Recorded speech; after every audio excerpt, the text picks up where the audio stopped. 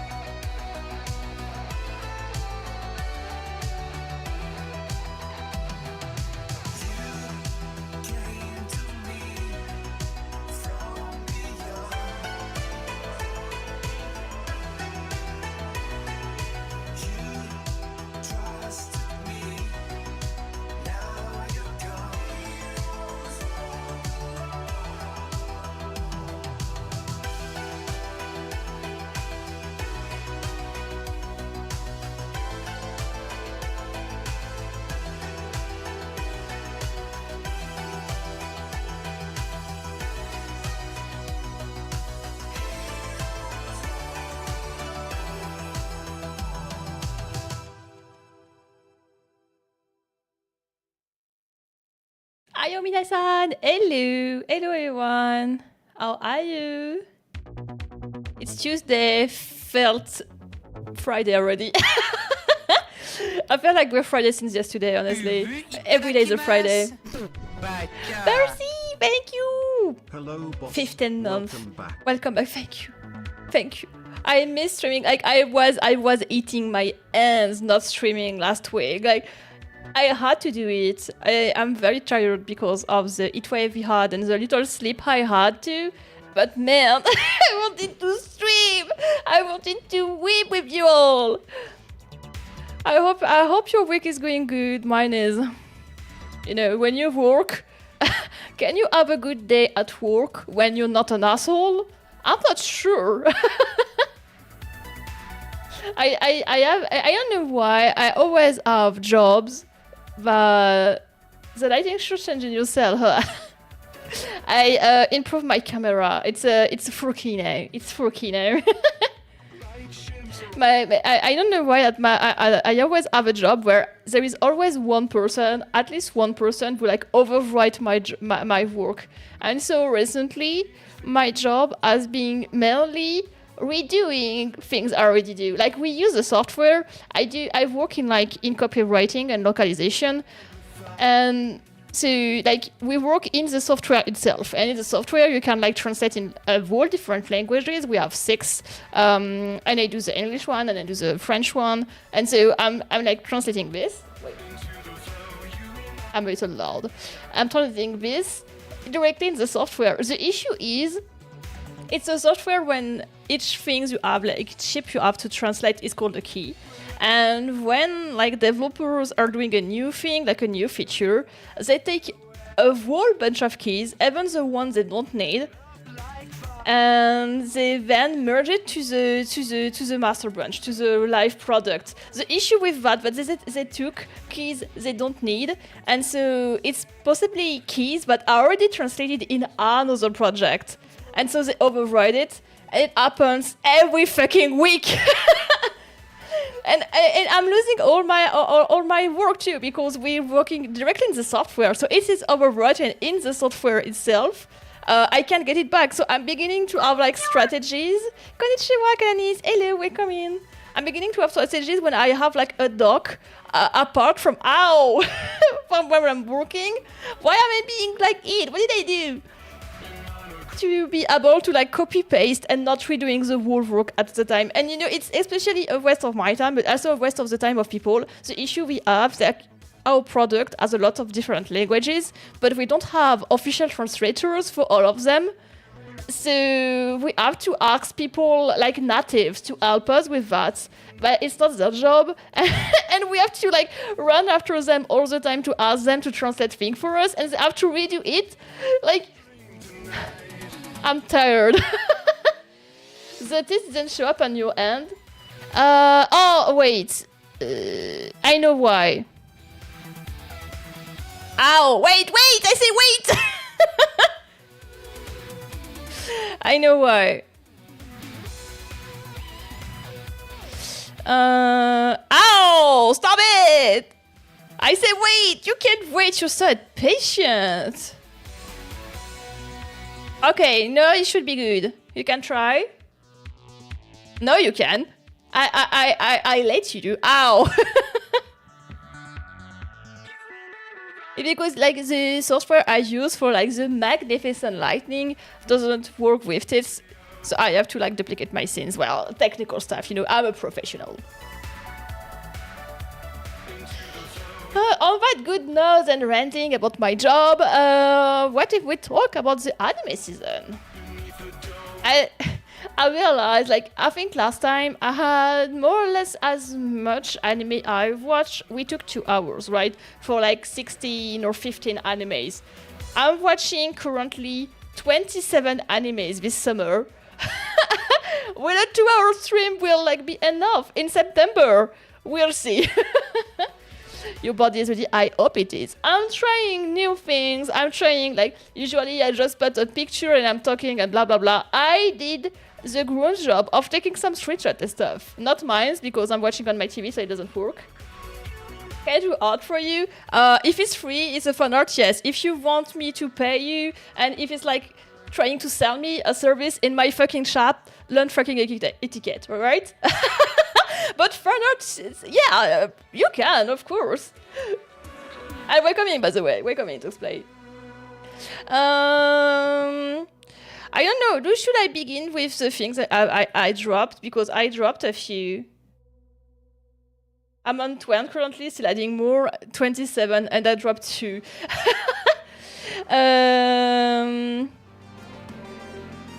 Oh, wait. There is something I forgot. Do you have a Discord? Yes, I have. Wait.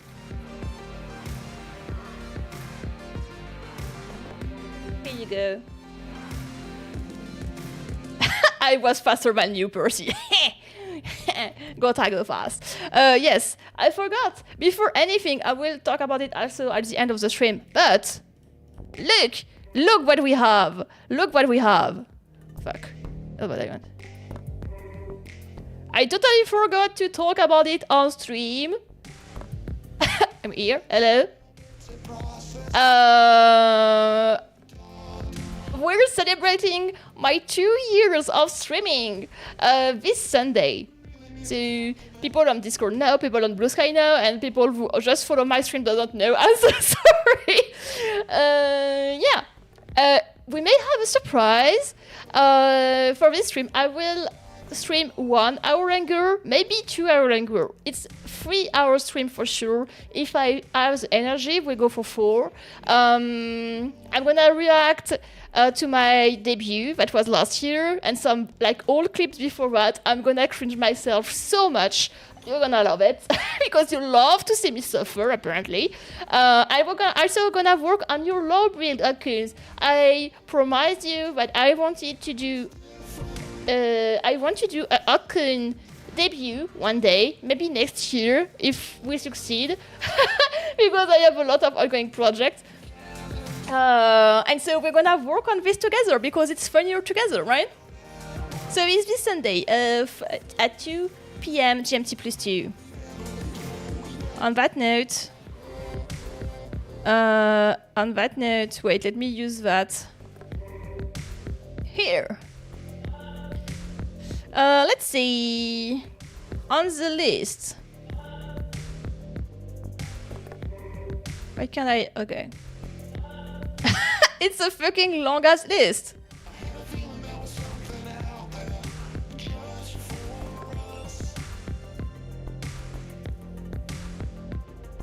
You'll be there. I hope so.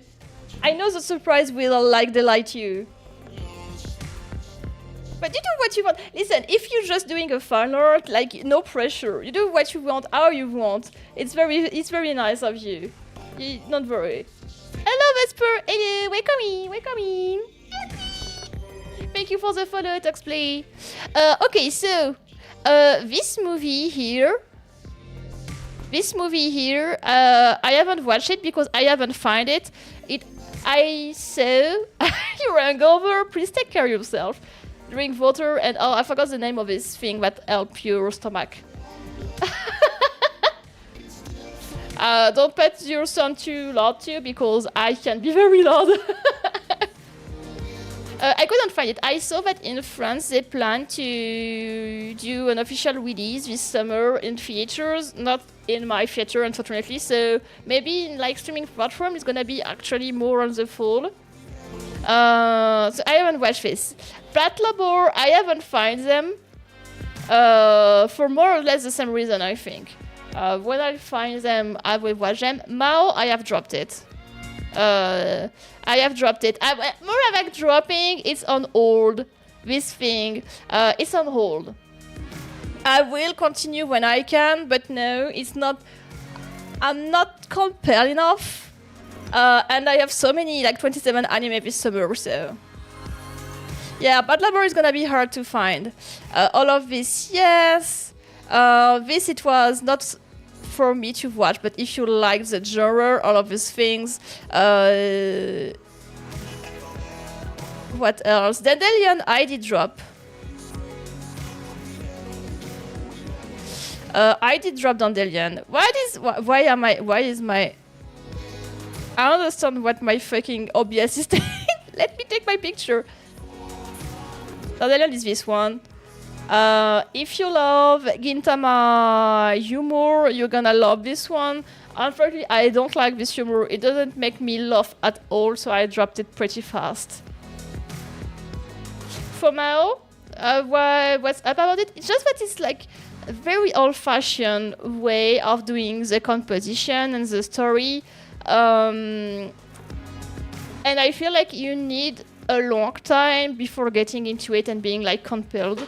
It's not bad, it's just that it's very old-fashioned and I have really difficulty to go into it. And you know, I'm not into shonen, seinen, adventure, action and stuff like that, and this is it. So it's even harder for me to get into it. So it's not that it's bad or anything, it's just that I need courage, I need to be brave. So I put it on hold because I want to go further with it. It's still continuing this summer, by the way. All of this, yes, we've watched it. Doro e Doro, I actually dropped it. I don't know why, I can't get into it anymore. I actually dropped it. I was there on hold. I saw that the first season has been announced too. I don't know. I'm not into it anymore. I wonder why. Paris no Étoile, or I don't remember the name, Saku no Étoile or something like that. I haven't found this movie. When I will watch it. And Mariage Toxin, I predicted it. It's battle anime, and I don't like that. So of course I finished by dropping it. It's very good though. It's very, very good. It's just that it's not my genre, and I don't like watching that. And from the If I Have Time, I actually watched a few. I dropped Awajima, this one. I actually dropped this one. I know it's very blurry, I'm sorry. Because the composition sucked and I didn't have the time. I have too many things to watch, and so I dropped it quickly. I didn't watch this one because I didn't have the time. This one too. I did watch Kuzunoki Garden of God. We're gonna talk about it. I did watch Canon. I didn't watch Earthbound Meteor or something like that is how it's called. Mainly because I know it's action, adventure, probably battle. It's not my thing, so it was not on my priority. And what else do we have? But I have dropped. I think it's all. Do we have other things I actually may have dropped or tried? No, I don't think so. I think it's it. I think we have it. Oh, where is my... I lost my picture.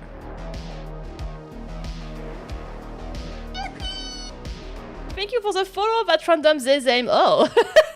Love the pseudonym. Okay, I will put it back later. And so, for the thing I have watched, let's talk about it. You love me? Thank you. Ah, sorry, I was in a tunnel yapping and I didn't read you. I'm so sorry. Hi, welcome in, welcome in.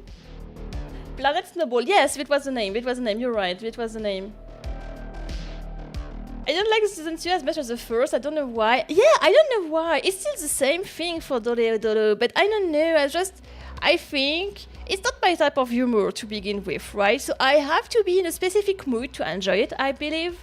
And because I'm reading Daydork, I see how Daydork is better than Daredoro in terms of like construction and rhythm, and maybe this is also why I'm like, ugh, I can't get into it. I have the same issue with the manga, so you know, I have the whole manga series, and I haven't I'm not past volume 4, like for another time. Oh, thank you! Please do! Yes. Things I have watched. Oh, why do I have it in double? Why do I have it twice? Wait! What is happening? Why do I have it twice? Okay. No scuff, never. We have never scuffed here. Never. It's just alien magic or something. Yeah, alien magic. Or whatever. Oh no, I didn't position it well at all. Okay. Let's go with it. Let's go like this. I gotta go out of the humor in the fear of waiting. Yeah, I think I waited for too long. Like, if it has been just after the first season, I will probably have watched it, but no, it's like, you have cloning magic. I'm Naruto. I'm thinking of this French meme of the girl like imitating. Okay. Focus, Tenta. Fucking focus for once. The Agents of 4th season.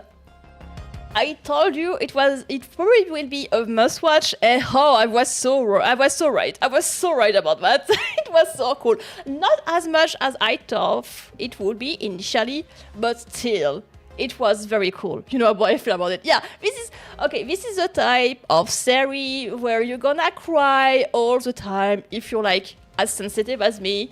I'm very, very sensitive. But even if you're not as sensitive as me, I think you can cry a lot. It's very drama. It's drama. Like, telenovela, Japanese version, without the kitsch. Without the kind of old school vibe to it, you know? That maybe is like about my bedside table. Yeah, and what is funny with Agents of the 4th season is that the arc that has been adapted is the spring arc, but each season has its own arc. And it's like independent from each other. And so I think it's kind of a cool concept. As you can see, it's just very pretty. It's very light, but you can see they put some special effect, like a kind of stroboscopic effect. The background art was very cute also. They really did work on the lights. Not the best work that we saw, like, with, ow, my toe, ow. Why did I hurt my toe like this? I don't know. I bumped into it. Like, it did nothing to me, though. I'm just steaming with my feet, and I don't know what happened. Is that was the best work you could say? Like, for example, Kyoto animation is very more advanced in terms of lights. It's not at this point. Still, you can see how pretty it is. It works very well. It's consistent. It has a logic in everything. You finished? Thank you. Do you get a cap? You can draw me bold if you want. I mean, I didn't find a lot of GIF. I think this one expressed very well the quality of animation of the show. It used a lot of static shots, but when there is action, it works very well. It's very the kind of exaggeration animation, but still give a feel of realism. It works very well. It's very, very pretty. And so they work very much with their angles. They put a lot of depthness, I see, in the way they do the things. Look at this. This is just so pretty. The composition, they have this kind of, I don't know, this kind of Instagram filter. I don't know what to call that. The kind of Instagram filter that makes everything prettier. They use that. As action process the products are affirming, yes. It really are over-affirming and we're all for that. Like, it's very pretty. The background art is very pretty. The background art, I couldn't find something with like a big background art I wanted to show you. But it's very close to the quality of what you have with like a Cosmic Wave movie, for example, or Your Name. You know, this kind of very detailed backgrounds with this kind of like a lot of light and stuff like that. It's very, very pretty. What is the Tumblr pretty boy? I don't care about it. It's basically Sasuke. I mean, he really is a Sasuke, but like, if Sasuke was in love with Sakura, for real, we're not talking about Boruto, okay? It's Sasuke. Really, it really is. It's very cool. It's the Ikemen. So yeah, it was very nice. It's really.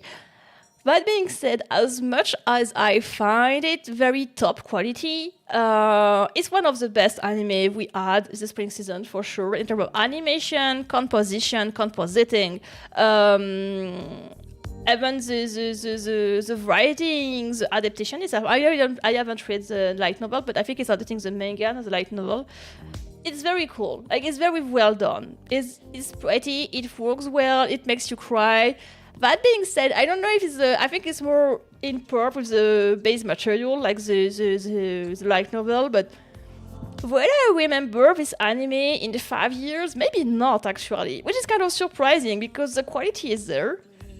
I don't know, I think this anime has one weakness, is that it repeats itself a lot. Oh wait, I didn't see. Can I make an art thing on your Discord or something? I can say it to you, want me to DM you. It was a while ago, I didn't see this, right? Sorry. I think you will, because you cried a lot. When you cry as much as me, you do like, you divide the things, you know? It's just that it like, it's very heavy on the drama, obviously. It wants to be very heavy on the drama, but at some point, it's just repeating the same thing again and again, and so it kind of nubs you a little. It just, I don't know how to explain that. I think it's kind of, it falls flat at some point, and I really feel this story could have been told in like 6 episodes, because half of it is just the same flashback over and over. That being said, one thing that is very well done is how it represents trauma. Let me see. I don't remember if I took notes. I don't remember if I took notes for this one. Did I? I did. Oh wait. I noted that something I like a lot is how they don't condemn anger. Oh yes, this is one of the key points I really love about this show. So it's talking a lot about trauma, and a little about generational trauma towards the end, but mostly it's like how one event can traumatize a few people at the same time, even if you're not the one at the center of the issue. And because you have to taxpayer, you have maybe to validate the rule first. There is a rule channel that I think you have to like react to the emoji, and you should see the other channels. And so a lot of these characters deal with the trauma in a different ways, obviously, because they all have different characters. And there is one of them that is dealing with their trauma through anger. And it's very real. And I love how the show doesn't like put this character into a nutball or someone that is too angry all the time and stuff like that. There is really... It's clearly stated that you can't move on. I was trying not to see who because I don't want to spoil anything. But yes, Sakura.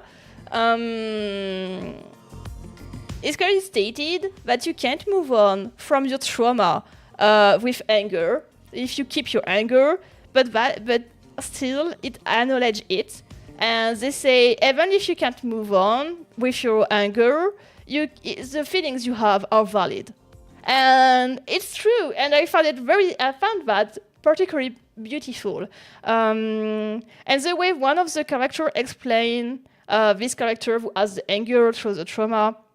Explain how she knows she can't move on, but she still feels like she needs the anger to carry on, or she just fall and will never stand up again. As someone who lived hardships and is carrying like deep traumas, it really resonated with me. Like truly, it is well written. On that part, it's really well written.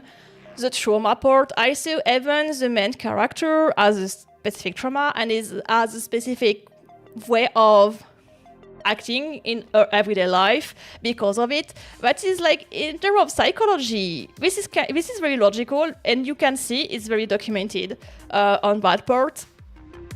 And this is one of the strong points of the show. And I think this is also why it succeeds to touch the kokoro of everyone and make you cry, because at some point we all live trauma more or less severe, like in terms of strain it has on us, and so we can all relate to that. We all had hardships, bad relationships, difficulty to communicate when we were younger or even now, and I think it can resonate with a lot of people. And for that part, I think it's very good. For the rest, I feel like it's still using this trope, this trauma all over again and again and again and again. At some point, nothing continue in the story, and it's a little blocked with that. And I think it's a shame. But I mean, it's only weakness I found. Oh my god, it's 30 minutes. I have done one. Okay.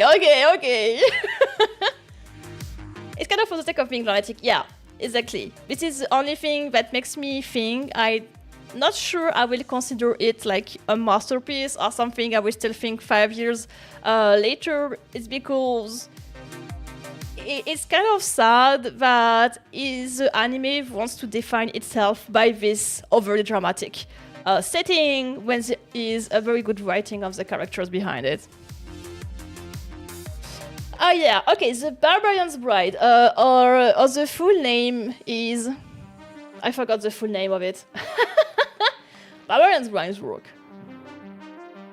I don't know why my throat was hurting before the stream, so I can hear my throat. Yeah. Or you could have been more deep in some of those traumas and exploring how you cure yourself from it. Okay, Barbarian's Bride. If you remember when I put it into my watchlist, I said I don't think it will especially be worth watching, but I'm still very curious and I want to see how they handle the topic of cultural differences, and if it's kind of clumsy. Spoiler, it is. It is. It's always kind of difficult, when you want to talk about this topic from a standpoint where you are on a colonial country, it's always complicated. And you can feel that the guy is regular, the type of person who doesn't think they're racist, but of bias and never really thought about it, It's not horrible, it's not racist. It's just that if you try to analyze it, it is racist towards kind of bias. Yeah. And in the beginning, it was kind of interesting, but at some point, it kind of began to be boring. I was surprised, you can see... the style, if you remember, they delayed. It was supposed to be fall last year anime, and they delayed it to rework the animation. I'm glad they did, because it's not outstanding at all. Even with the rework, I can't imagine how bad it was before. I couldn't find other screenshots where it's him being naked. I don't know why. it's supposed to be a love story with like two very buff people. I think there is really is an issue with how they approach it. Like, it's bad writing. I think the manga has very bad writing to begin with. Like, the setup is interesting. The idea that this woman is like stolen to be married, it's something that is still... Is it in Nepal? No. Somewhere in like West Asia, it's still things they do to like kidnap a woman to marry them. So it kind of inspired from that, and this is also why I said it's kind of appropriation is like, you know, eggshells there. I will watch it after the stream. Thank you so much. Like, it can be interesting. The issue I have is like, she's kidnapped. She can fight. She doesn't. She's like, I need to save my people. My people are suffering. It's like, she's close to the royal family. She has a strong sense of duty and stuff. I need to save my people. And then she's like, the food is good here. Like, okay, but your people, like, your will was not that strong. What's your favorite color? It's pink. And so it kind of like retrieves the deepness of the character. Yeah, I mean, I wouldn't mind if it was not one of the key points of the character, but it is one of the key points of the character. And since it is, it's like, something is not logic here. So they try to... I'm gonna try not to spoil anything, but at the end they try to like change the thing, like saying, oh no, it's not that she doesn't have a strong will, it's just that she's realizing that she sacrificed all of life for a country, and now she wants to prioritize herself, which is understandable, but it makes her a fucking asshole. It's a fucking right-wing anime. Abs animation. Oh, you have abs. So not that much anime though. So I really have an issue. This sequence was very funny since the beginning. I had to show it when she saw a dong for the first time of her life.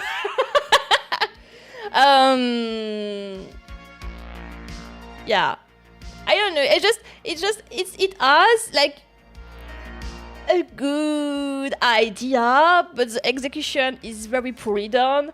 It doesn't go very far, and the issue I have also with her, like having a will, like she wants to save her country, but in 3 days she fall in love with the guy who kidnapped her for some reason, and so she prefers the food here, so she stays here, and she's thinking, oh, maybe I should like get pregnant and have kids here, like. I have an issue with that, like. You present like a character, you want to be like, she's a strong woman, she doesn't need no man, she's saved by the man all the time, and now she wants to settle down and have kids, even if she's not gonna really say it because she's a kind of a tsundere, and she's not thinking about her country anymore. And there is a mechanic in this universe where the will is actually your power. She's very, very powerful because she has a lot of will. Where is the fucking will? Where is the fucking will? At the end of the day, she doesn't have any. Man. So yeah, it was really a miss on this one. Like, it could have been a very cute thing when she's beginning to love the guy. But yeah. And it's very cliche for the rest. We have the dwarf with the technology, we have the elf with the magic, and the other thing that is kind of weird is like the human race doesn't know about this. Like, it's legends, and these characters, these like races exist in this world. Like, it's so badly done. It's so badly done.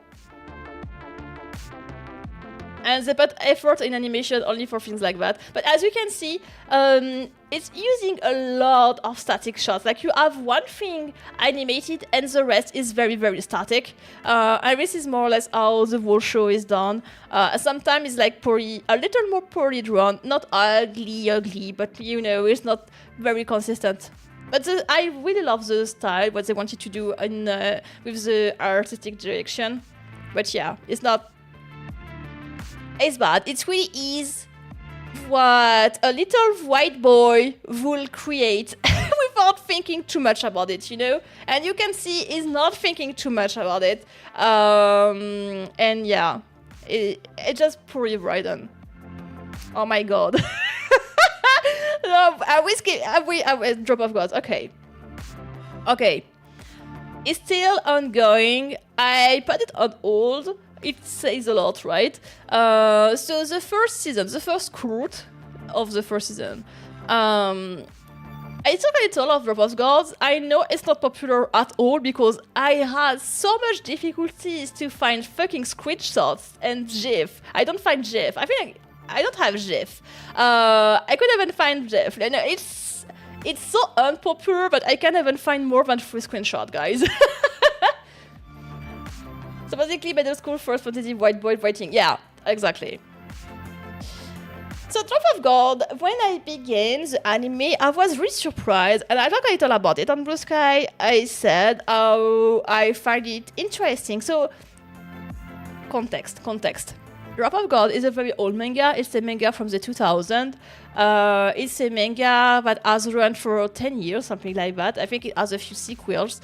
And this manga received a lot of awards for like French wine critics magazine and stuff like that. It was kind of a deal. It's a shonen, and it's the kind of it's written like a battle shonen, but it's not like action like with punch or powers. It's like true kind of riddles about wine. Think of Food Wars, you know, this kind of thing. It's like Food Wars. It's very exaggerated. Or Price of Tennis, for example, it's very exaggerated, and so they go through riddles. And the main character competes with another one to obtain something. I remember you telling me about the desert guy in Quest of Wine. Oh my god, I'm coming to it. But for the good part is, I find it very interesting, especially at that time, how it used the main character want to succeed, but not to be the best one. Like, he's not going to be the best pirate. He doesn't want to save the world. He doesn't want to be the strongest Saiyan and stuff like that. He just wants to reconnect with his father who is dead. Like, it's not a spoiler, this is basically the synopsis, okay? His father died. He didn't really talk about it that much. He realized he aged wine at the beginning. He doesn't understand why his father preferred wine over having him at a deathbed. And so through this quest of wine, the riddle that the father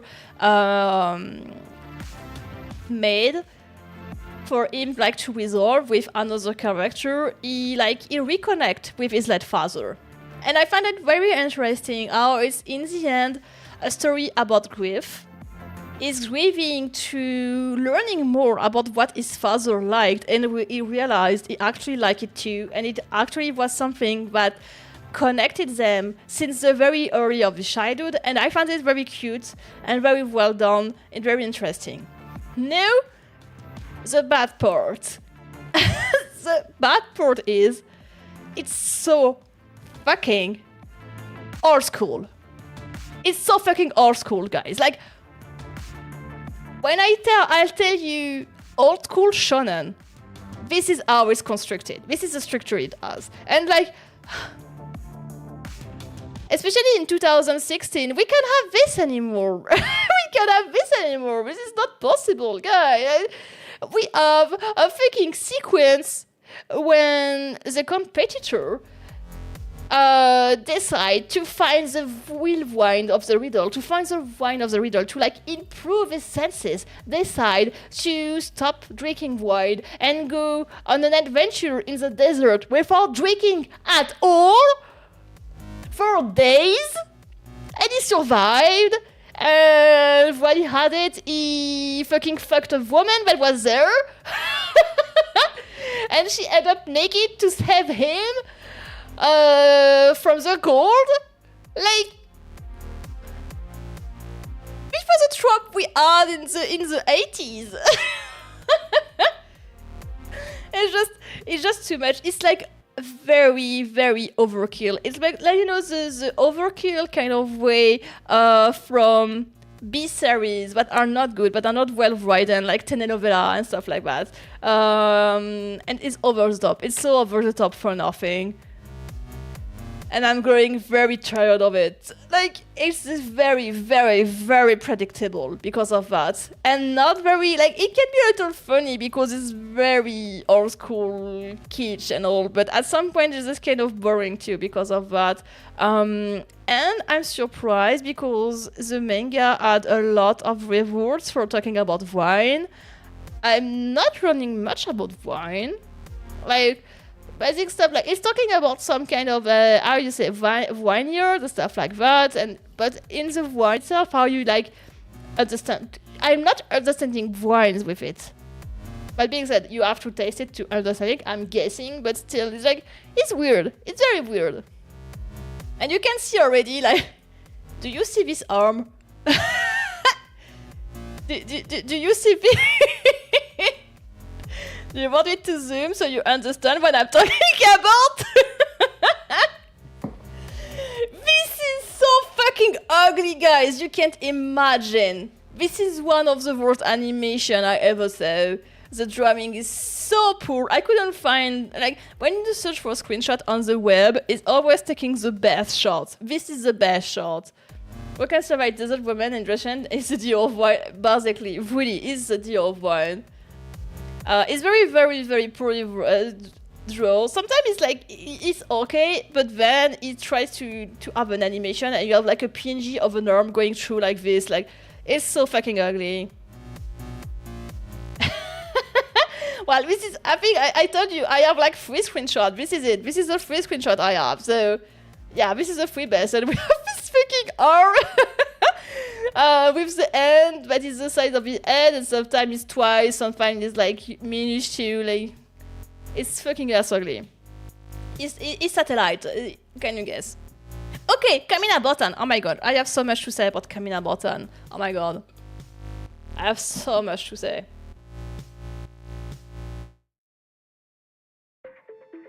So Kamina Button is an anime. The full name is Kamina Button Fully Blossom When Drunk. And if you remember when we talked about it, I said, as much as I think it's gonna be cute, I have an issue with presenting alcoholic drinks, like something that makes you blossom. It's in the title, right? And I'm a little scared of like how we can glamorize being drunk and stuff like that. It's not the case at all. I was very surprised. So obviously this is still about drinking. The main character, I'm sorry to break it to you, but she's a fucking alcoholic. It's not because she's not drinking every day and stuff like that. She's not an alcoholic. She's drinking fucking every day for several times a day. She's a fucking alcoholic. I think there is an issue with that. We also have to understand that in Japan, the drinking lobby is very powerful, and like drinking is very presented like that. Like, it's like drinking water, it's having a good time with people, it's very encouraged, it's really have to work on this. It's not very healthy at all. Ow! Why say? What did I do? What did I do? Like you have advertisement about like how it's cool to like drink. They even do advertisement to tell you you're a cool guy or a cool woman if you drink all alone at home. Like, it's a cultural difference. What's up? What's up? How are you? And so in this context, Kamina Button is not as bad as it could have been. That being said, of course, it's not talking of addiction or stuff like that. It's very cute and, you know, cute girl doing cute things. We have only lesbian. Yes, I forgot to tell you, it's a Yuri. It's a Yuri.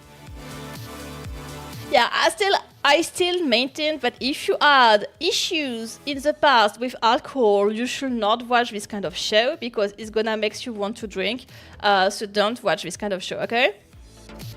For the others, I actually wrote a lot about that. I didn't took note for a lot of anime, only 3 is one of them because I was really surprised.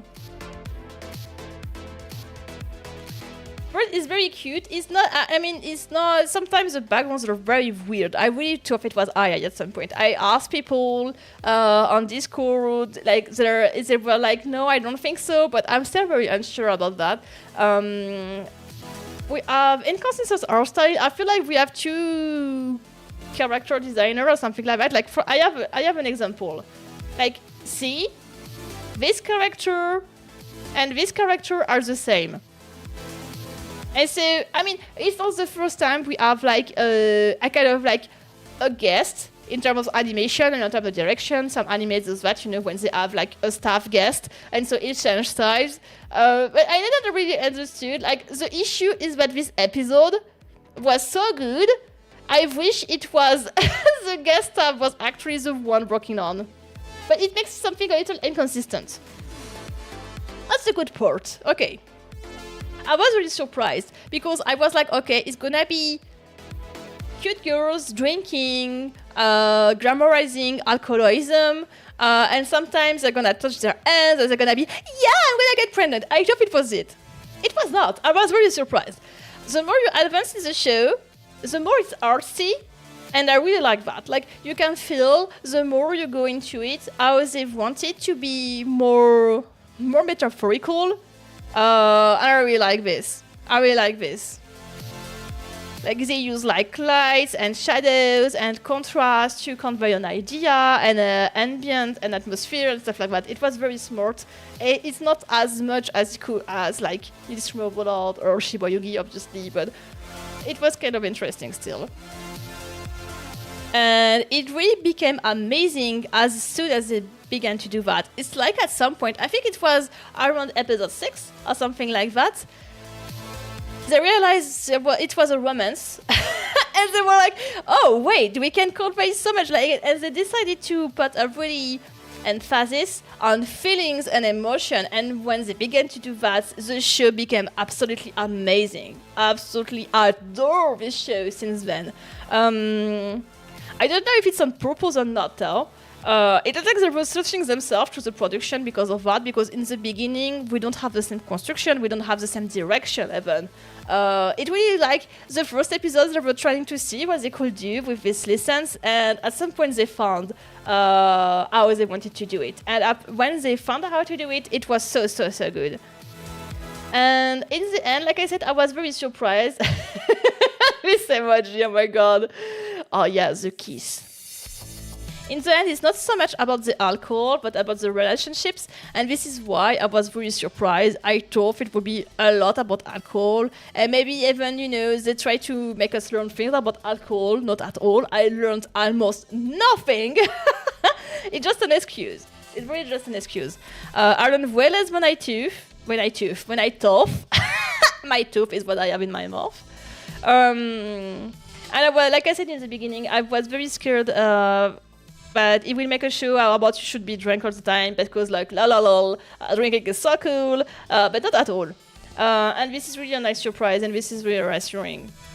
And I feel like in the end, it's about how hard it is to convey feelings, but it's even harder to understand others' feelings. And I found that so fucking cute, because we have several romances in the show. And even if the main romance is kind of obvious, even to each other, like their feelings are obvious to each other, they still have a lot of difficulties to like talk about it. Maybe also because they're lesbians. It may, even if it's not really talk about that, but it really is about, and it's where the artsy direction comes into account, and it's very good. It's like you can feel how a character is stuck. You can see by the composition of the screen, of the shot, how she feels so much. And then you have another shot when you see the other character and there is nothing, and you can feel how she doesn't succeed to say what she wants to say. And it was so nice. It was very well done. And also, this is a very Japanese thing to not be blunt or direct, right? And so this also explains why there are so much doubt between the characters, because they don't express themselves at all. There are little dialogues in the end. Like, the more you go to the end, the less we have dialogues, and the more we have this kind of atmosphere. And that forced us to dive into this uncertainty. And yeah, I think it was very smart, very well done. I was very surprised. I was not expecting that at all. And so it talks a little about friendship also. It's really like how to be true to yourself with other people. How do you open yourself to people? How do you talk about your feelings? How it's difficult to be vulnerable in this kind of moment. How you feel things, you want to act on it, but you don't know how to do it. It's all about all these topics, and I was not expecting that. It was very good. At the moment they did that, I was so into it. But they drink a lot. They still drink a lot.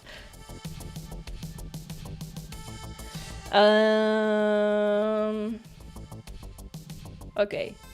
And so it's cute. Of course, it's cute girls doing cute things. The bad downside of it is like they're all mannequins. They're all like super thin, super like desirable and stuff like that. But you know, it's Yuri, so obviously yes. Kusunoki, Garden of Gods.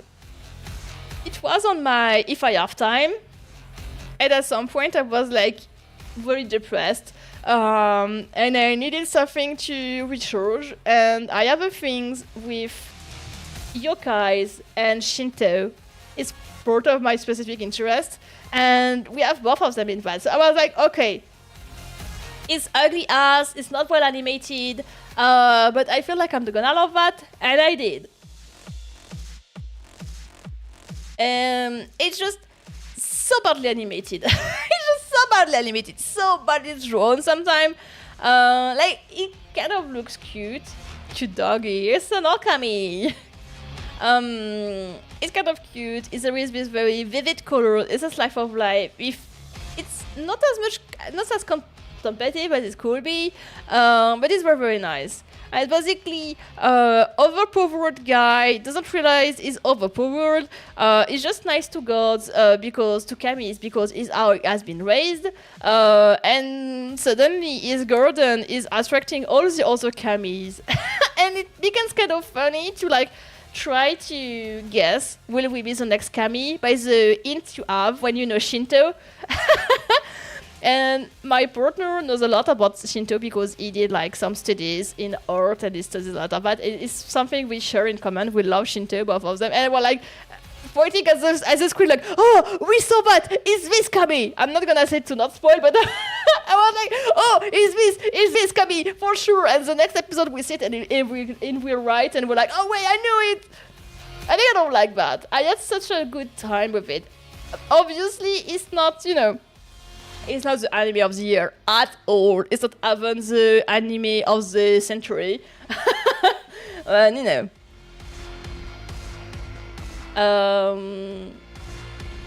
The backgrounds were okay. The compositing was okay. It's very, very super average. You can see by the drawing here, it's like super stiff. It's super stiff. They don't know how to animate animals, but they tried. We have no 3D. They tried. Oh, my GIF is not working. It was a GIF. The opening store is very cute, and I wish. Well, okay, we have. This is what we have usually for the animation. Like you can see, you have one guy and just a PNG, and the screen moves. Okay, I don't find I had another one with them running. I wish the whole anime had the quality of the opening. Oh, and cute thing, the ending is sung by Gyocho, and Gyocho is like the perfect band for this kind of show. I was very happy about that. But yeah, it's basically standing emoji all the time. They don't know how to do a chibi or kami. They don't know how to do a big one also. It's like very poorly drawn. The story is very, very predictable. But it's so thick. Like, I just had a good time seeing like Hyokai and Kami's, mostly Kami stuff, but something I love a lot. And so if you have an interest in this, you can enjoy it. If you don't, I'm not sure you can. Like, except if you really need something like calm and soothing and, just you need something that makes you breathe, you're gonna breathe with fun. Okay. Mistress Canon is devilishly easy. I was so surprised. Originally, when we've watched the trailer together, I was like, okay, I'm not sure I'm gonna watch it because it's ecchi. And I was like, it's like, ecchi, especially when you're a fucking grown-ass adult and it's like with teens, you're like, I'm not a teen anymore. I'm not into it anymore. But in the trailer, we had a very comedic moment, and I was like, oh, wait.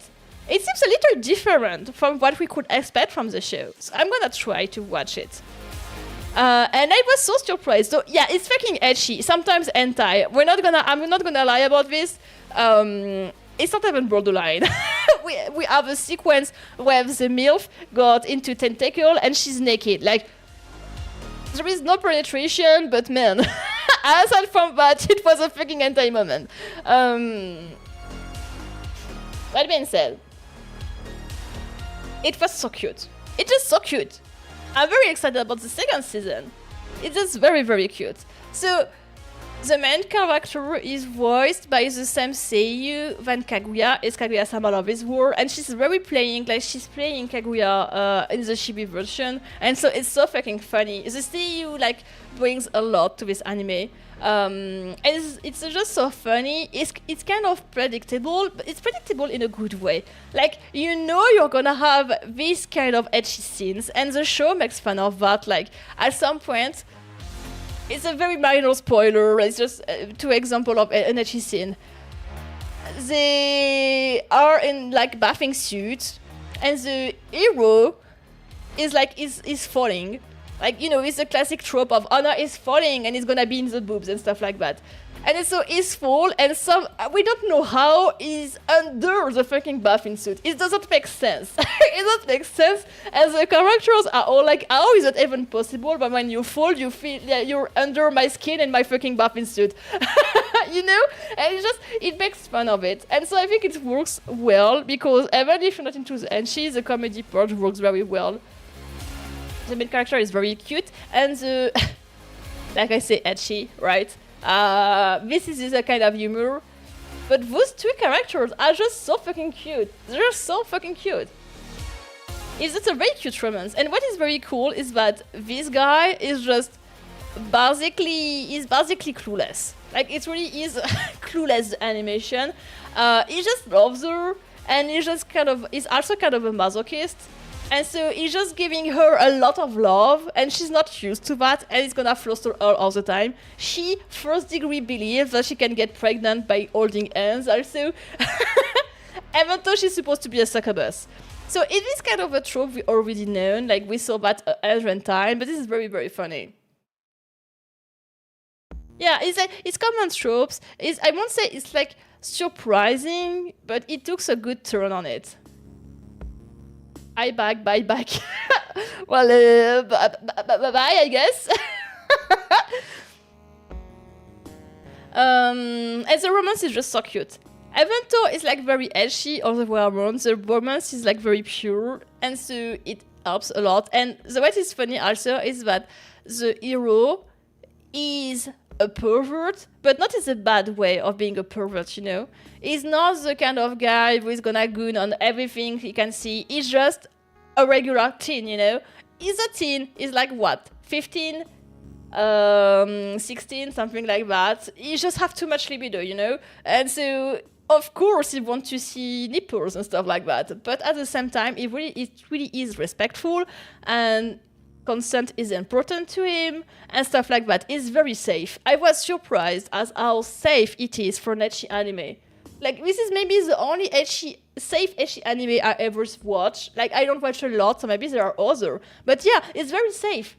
Even when he wants to do something ecchi with her, if he feels that if she's not even saying no verbally, he's like, oh wait, I'm seeing like you seems to not wanting to do that. Let's not do that. Like, it's so good. It's just it's such a good show for kids, for teens. You got me, right? It's a good show for teens. It's just show you, yeah, you can be a pervert, yeah, you can have libido, but you can still respect like women, and this is very good. This is very well done.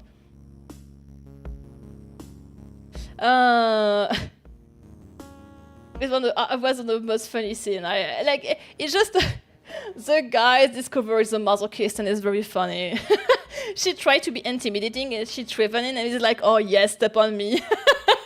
It's basically like me for real. It's just how cute. Look how cute it is. Oh, look how cute it is. It's just so cute. It's just so full of love and hope. Obviously, it's not very well drawn. It's not very well animated and stuff like that. It's not the show of the year once again.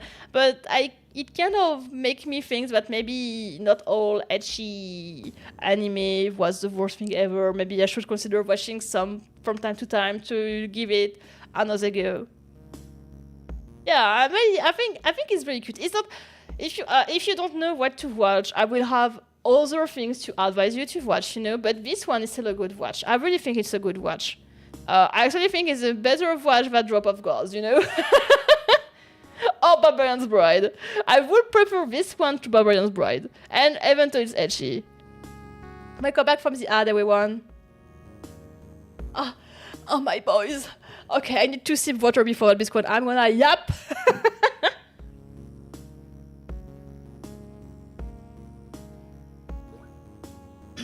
Gambare Nakamura-kun, or go for it, Nakamura-kun. Hello. Hello, Cars. Welcome in. I don't understand what you put in the chat, but I will say hello. I'm just so happy we finally had the boys' love we deserve, guys. Like, it's real. A boys' love, not produced or done by Dean, and it's so high quality. This is one of the shows that is the most top quality from the whole season. What the heck? Nakamura is my perfect on Crunchy now. What about Squid Love? It does definitely love Squid. There's an octopus, yes. Like, it's a very basic love story between like very safe for work. There is not even like kiss or stuff like that, if I remember correctly. Between a guy who is gay, is gay, and is in love with this character, which is not gay. And I really love how it is a comedy. I have the first volume of the manga. I really love it because it's very funny and still realistic in a lot of ways. Like the way that he can't really talk to his crush because he's just a regular gay guy, He's still in the closet. So he's just dreaming about this stuff. Like, he wants to go on, but he knows he's not in a boy's love. It's still very funny. It's still very cute. It's a very cute romance comedy. And he has, I won't spoil anything, but it's very close to the ground at the end, but in a very positive way. And I think it was, when I read it the first time, I was like, oh, if I was a gay teen, I could actually read this BL and really identify to this character. And I think this is so good to have this kind of like way of identifying yourself. Because most of the time, boys' love is not for a male audience, obviously. It's not for a gay male audience. It's not realistic at all. It's not written this way. It's not the purpose. This one is a little more like it. And so it's really a good representation, in my opinion. Without being into the LGBTQIA plus territory, it's not a LGBTQIA plus manga in the way it's not a queer one, but it's very a good representation. I saw a ton of people saying, hey, it's my first BL and I'm loving it, it's so cute and funny. And I cried up. It's just truly, it's just such a funny but real boys love. And also the retro, you know how I love retro character design, right? So it's just so cute. This is why I actually bought the manga. It's just the retro style, the modern retro. Like I would call this the modern retro because it's very retro in the character design, but you have a way of doing the lines here that looks like they are being drawn like a manga. That is very modern. You have a color, the way of doing the colors, very vivid and stuff like that. This kind of little colors too is also very modern. Is on par with the manga, by the way. I love them. Yeah, you have to love them. Look how cute they are. We have a lot of design here. So I took this screenshot. Like, you see how it is? It just works so well. It just works so well. It says the colors are like, it's not even vivid. It's colorful without being vivid. It works so well. And this is, like I said, this is really like how he is in reality and how he projects himself, like a regular teen. Like, who, I know I have a lot of queer in my chat. Who amongst us was not like this, imagining yourself kissing the other person that was not in a heteronormative way, you know? And you were imagining yourself like that, even though you knew it was not possible and it won't happen. It's so relatable. Hello, Jay, welcome in. It's giving Komi-san. He's kind of close of Komi in a lot of ways. In this kind of stereotype, but he's not as shy as her. In the way he's not scared of people, but yeah, he's really in the introvert kind of way. So our person, but so do I. Oh no. Good luck with the work and everything. I'm guessing it's work related. Hang in there. And so, one of the things that is so cool with the show, behind having a very good animation, a very good artistic direction, being a very good adaptation also, is that they did endings, and each ending is different. It was so good. Each ending is different and is on par with what's happening in the episode. This is so cool. Why do I have a whiff of Mercy's? You're getting Jay? Since well. With there's really city pop funk music at the end, and it's just so cool. It's just so cool. It just, even if you're not into boys love, my partner is like your regular heterosexual cis white man, okay? He loved it so much. He laughed a lot, and he found it cute too. And it's just, you can watch it. It's just so safe and so cool. Like, it really is, to me, one of the best anime, if not the best of this spring. Like, really, truly. It's just a little sad because it's a boys love. I know a lot of people won't watch it because I know I'm not into boys love. I know gay people, they're just regular, they're just normal people. Just a normal romance story, you know? But very well done. And the execution, oh my god. Thank you, Yaoi gods. Oh my god, Yaoi Jesus, I pray you. Thank you for this meal. Thank you. Envtuber. Wait, we all do that. Maybe that's a why. Like I said, this character is so relatable, even though it's a teen. As the way you relate as how you were as a teen, as how you relate to him as still today. Like, he's just a normal guy, you know? I can definitely not go anywhere near them as a friend. They do the things I can hug them.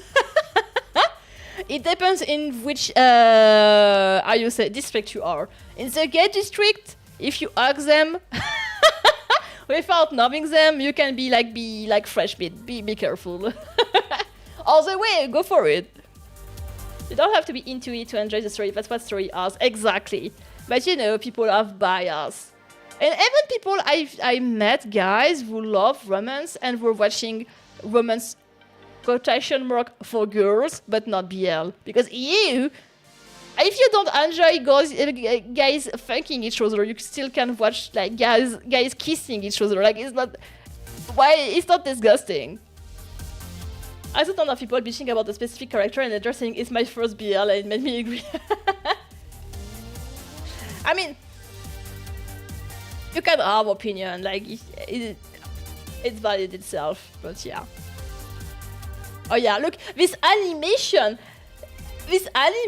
just for him crying, there is so many frames in it. There are so many frames in it. I was like, oh my god. Yeah. When you watch, you're like, oh baby. But I can tell you, it's very feel good, and it's really optimistic. Like it does well on the mind. But the animation, even the comedic part, there is so many frames. They put so many budget into that. I'm so happy they put so many budget into that. Oh my god, and next is Nippon Sengoku. Oh my god, I'm I'm sweating because I'm excited. Oh my god, it was so good! It was just so good! Hydrate, yes. I can't stop hydrating because my throat hurts. What was the new noise? It was. The best, truly. Like Raccoon and Nippon Sengoku for me are the best anime of the spring. By far. So Nippon Sengoku, the idea is kind of funny. It's basically the Sengoku area, but in a post-apocalyptic. Like, I'm so bad at telling stories. The world more or less ending, and after ending, after ending, I can't speak English, oh my god. After the world is ending, it kind of reversed, like it go back to the beginning, and so they're back to the Sengoku era. More like the Reiwa was the Sengoku, maybe? No, Reiwa was the one after, wait. Yeah, Sengoku. Isn't the fucking name? Why do I have doubt? They go back to the Sengoku era, but with the knowledge of our modern life. And it's very warlike. The idea is you follow strategists doing wars with each other. But it's a Sengoku era with less clans. We have only 3. And it's a studio that did Mononoke and just cooks so hard. Like, the character design alone is amazing. But not only they keep the character design, they put a good lighting, they put a good rendering, a good compositing. They also put a fucking good animation with it. Like, it's just amazing. This is from the opening, but I can tell you, this is the same quality. The quality of the opening is the same. We're gonna actually watch the fucking opening. We're gonna watch the fucking opening, okay? Like, look at this while I'm searching for it. The opening is just so good. I have to show you. Because I know this anime is gonna go under radar, but it's so fucking good.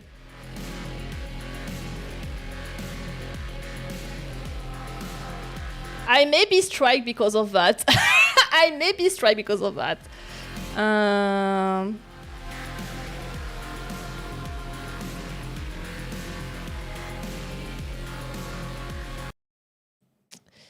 And let me find...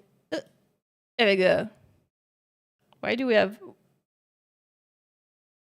We have something on top of my head, don't we? What is this thing on top of my head? Oh. He was here. I can't speak anymore. Okay. Okay, please breathe in and enjoy.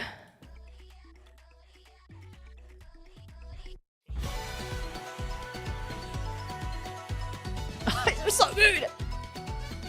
Best collector, by the way.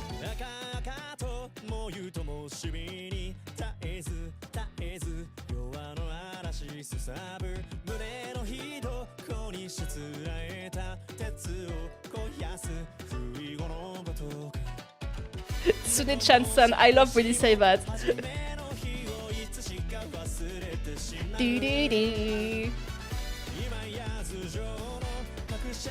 Oh, it's my favorite opening of this season, I agree. It's the best for me. And we have ReZero, I mean.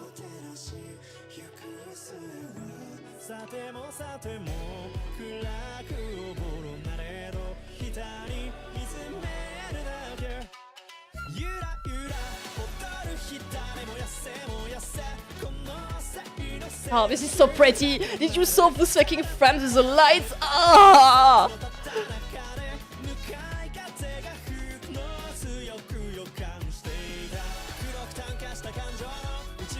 Da, da, da, da, da.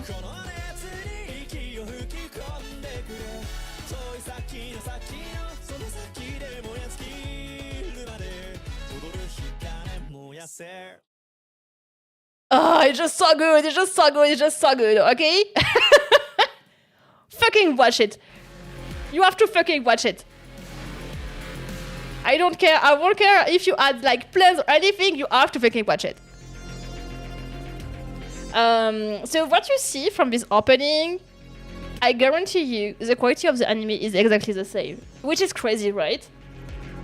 I watch it again. I will gladly watch it again. This is how much I enjoyed it. Like, it was just so cool. So, apart from the amazing artistic direction and the animation and the drawings and the compositing and everything, even the story itself is very good. The writing itself is very good. And what is very amazing for this adaptation is that the adaptation really took, I always said that we have two types of adaptation. We have like good adaptation, who just adapt the manga or the light novel in a way that is respectful from the material, you understand everything, and you don't have to read the original material to have all the keys people with the original material have. This is a good adaptation. A perfect and outstanding adaptation, it was Nippon Sakaku does, it does that. But on top of that, they add their own originality, their own identity. They go further than that. And this one does that. Like, I have a GIF to show you. They really use this kind of way of putting text into the screen. They have a lot of comedy angles. They use like colors when they do like negative colors and stuff like that. They go all the way. They really go all the way with that show. And the characters are really cool. And one thing I found it kind of amazing is that all the characters looks gay. It's not. I wish. But yeah. All the characters have a kind of mysterious vibe to them. You can see that the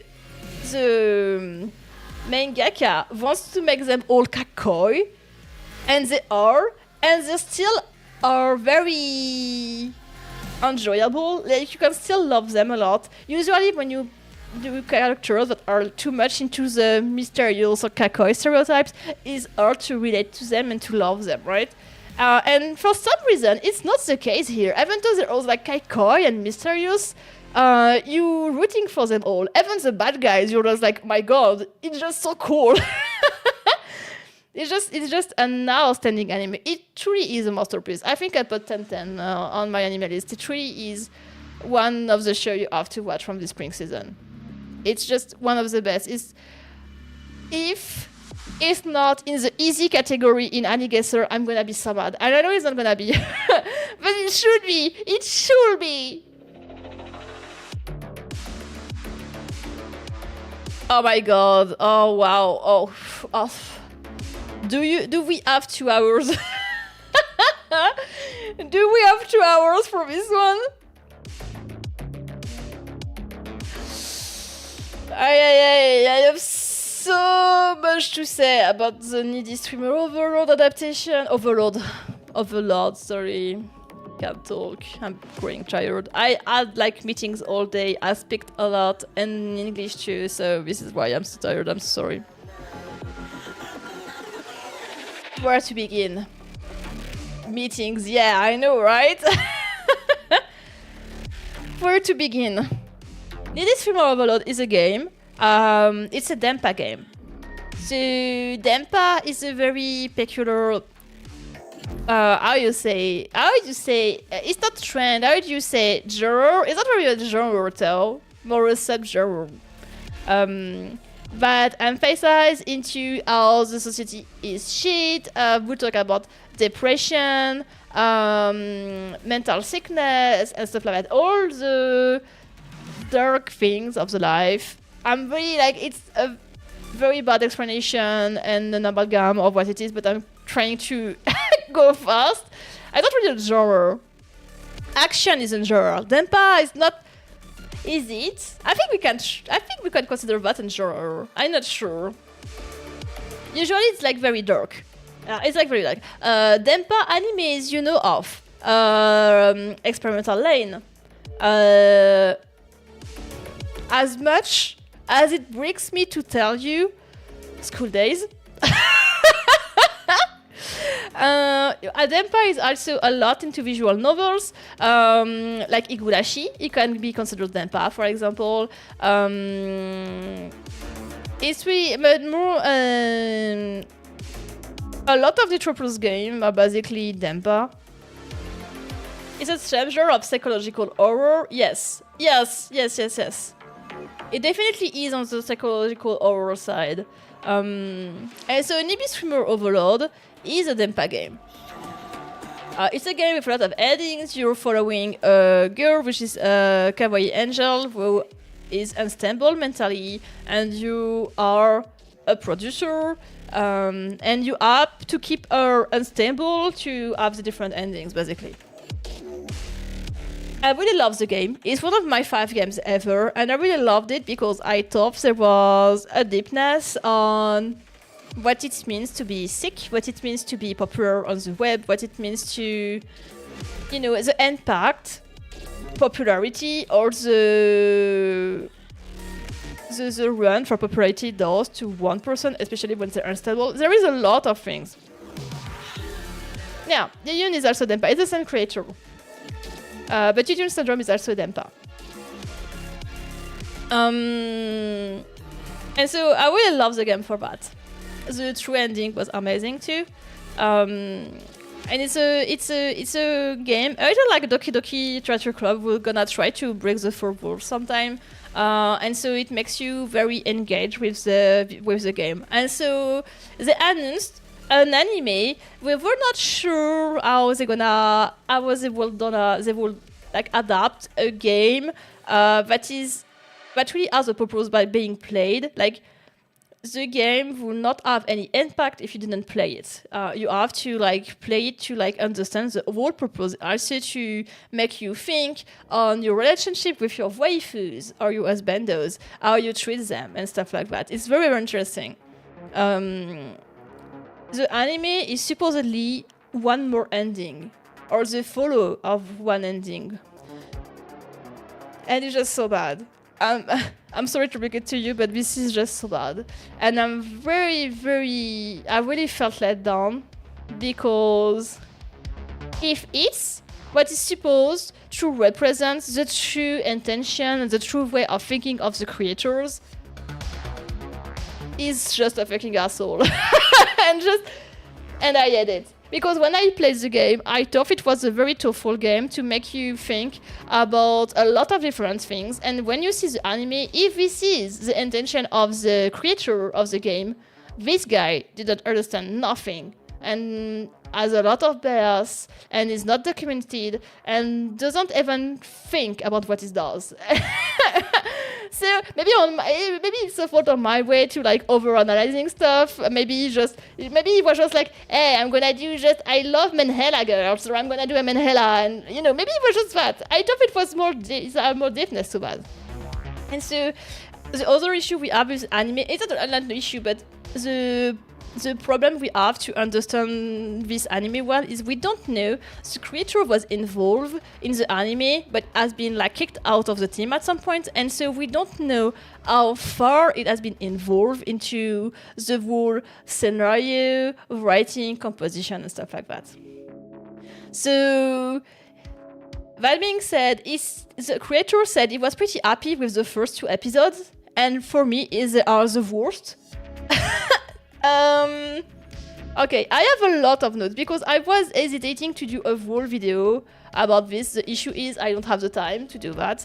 The first issue that I have with the anime adaptation on the streamer Overload is that it's Denpa, but it really, without the flavor and the deepness. Like Dempa, the whole point of Dempa is to be a little philosophical, to make you think about like society topics, something that are sometimes very oh fuck, I forgot the name in English. How do you say when it's important but in a serious way, serious brutal way? Oh fuck. But yeah, they make you think about serious topic and not easy ones. And in this Streamer Overlord, the animation seems dark just for the sake of being dark, just for a nice aesthetic.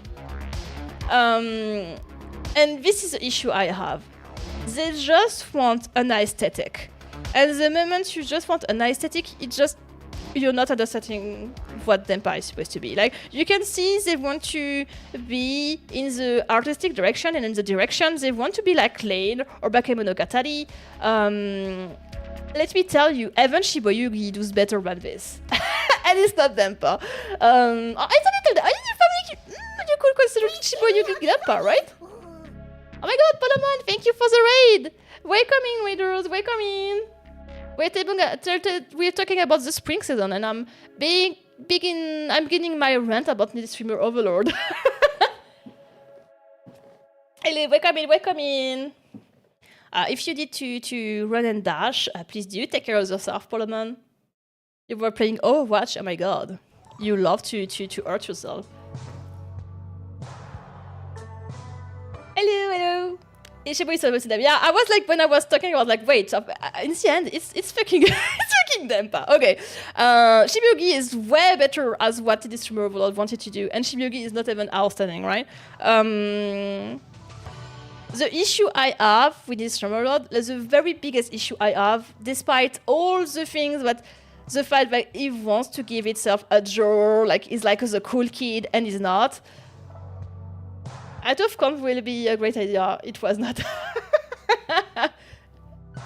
Oh my god, yeah, you do that if you want to get your ass kicked, right?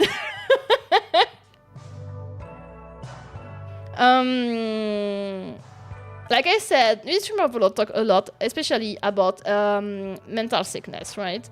Being unstable and stuff like that. The issue I have with the anime is that it's so judgmental. It's so judgmental. It really is.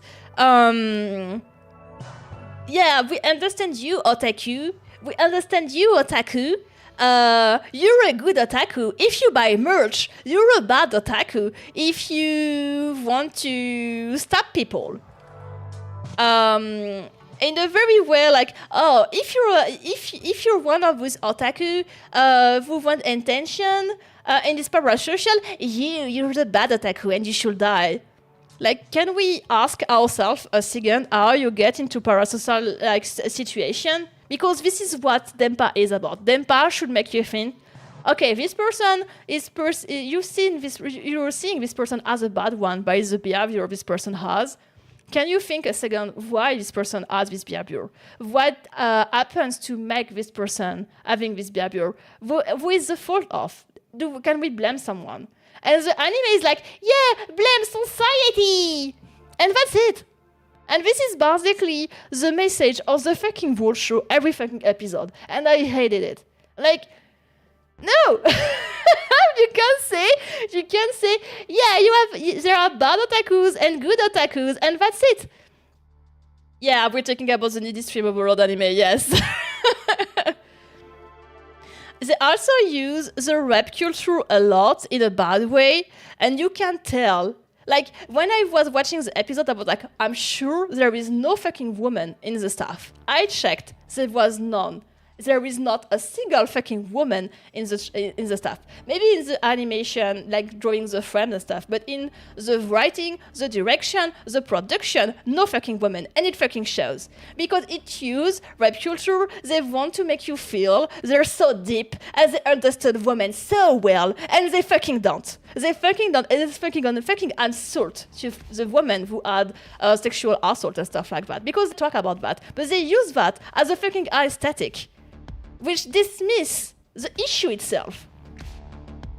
The anime was a weird fever dream. I don't mind weird fever dream anime, and if it was just that, I would be okay with that. The issue I have is how the anime comfort people in their bad ways and try to enhance them and make them feel like they don't have to think about it, it's not their fault. When Dempa is supposed to make you think about that and make you wonder if you're doing things the right way, if you consider things the right way, you know?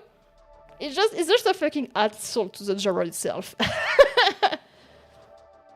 And so I'm very, you can say I have a lot of anger towards this show, but it makes it's not as bad as it could be. It's like not unwatchable, you know. It's just that I had the fact they want to make you think they're so cool because they use stop motion and they have a 2-minute sequence that looks like the Dexter Laboratory, and so they're so cool. It's not enough. It's not enough. It's not because you're artsy at some points that makes it a good show. We have so many shows that does that way in a way better way. And by the way, we were talking about Nippon Sengoku just before, right? The direction of Nippon Sengoku is way much avant-garde than Needed Streamer Overload when they want to make you think they are. And also, the first episodes go in with the art direction when they try to do this kind of cut, you know, the shaft angle and stuff like that. And at some point, it's stop. They don't have any budget anymore, I guess, and it's just poorly drawn, it's ugly, it's like badly animated, they rely more and more into 3D, it's going soft so fast. I really love the ending though, I really love the ending. And so yeah, there is this like judgment and really what is the word in English when you're not only condescending, but you know, you're just discapable. They really are discapable towards certain person, and especially the ones that have mental illness, where Dempa is the fucking topic to make light of people with like mental sickness and how you can like revise your judgment to include them, not the other way around. And it shows the dark side of a lot of modern things. It does, but in a bad way. I felt like they wanted to show dark things on modern topics, which is the Dempa is about, but only for an aesthetic. Like, for example, at some point, I'm trying to find back my notes, we have one of the characters has a very bad depression to the point of taking meds, like drugs. And so there is kind of a fight with a childhood friend. And it could have been good. I think it could have like put some light on what is depression and stuff like that. But they just use it as an aesthetic. And at the end, is like you have two characters who are like, yeah, we're gonna get you to get you out of your drug addiction. And the only one is like, you're so pretty. I hate you because you're pretty. Which is just so superficial. Like, I mean, it makes no sense. It makes no sense. It's like, you know, like you make yourself believe, you make people believe you're a researcher in like psychology, and you say, look, this is depression, and you don't show the thing. Like, you don't understand. The public is here. Like, what are you pointing at? I don't see anything. And this is basically what this removal is doing. Also, it's very predictable. The scenario is not, you know. I mean, it's fine. Like, predictable scenario can be fun to watch. It's not very an issue, but it's just because they want to make feel they're so grand, when they're not up to the standards they make people believe they have, it just makes them more look like a fool, even more. Yeah, I think it's borderline dangerous. Yes, I agree.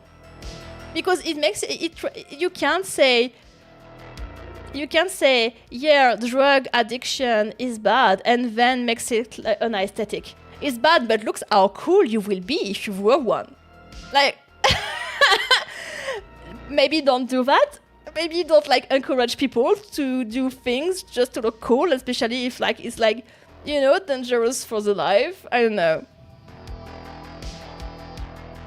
There is a red thread about the stress and the pressure you put into streamers who are in the end just human beings. That part was interesting.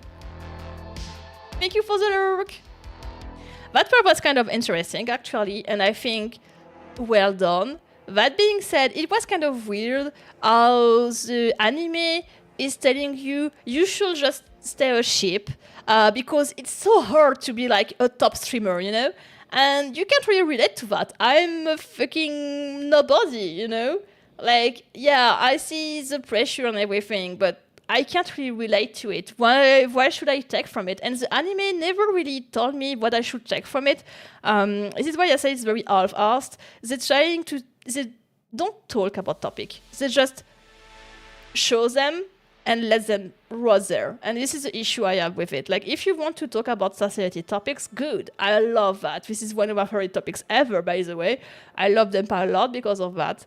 But they don't really talk about it. They don't really want you to think about it. They're just like making a statement. Like, here, the world is shitty. This is how it is. Period. And this is such a shame.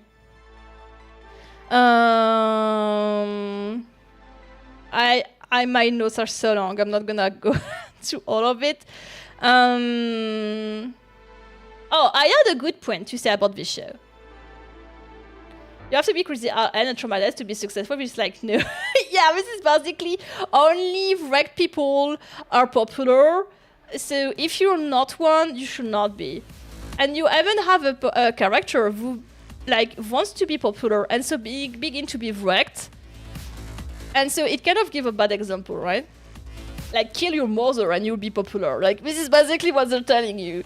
And they try to like balance it at some point, but there is one character that is very sane compared to the other, especially.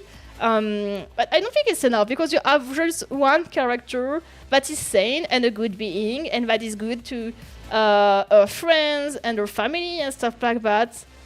But compared to the other characters, it brings nothing, and so it doesn't put light on this. Oh, this is how you should act.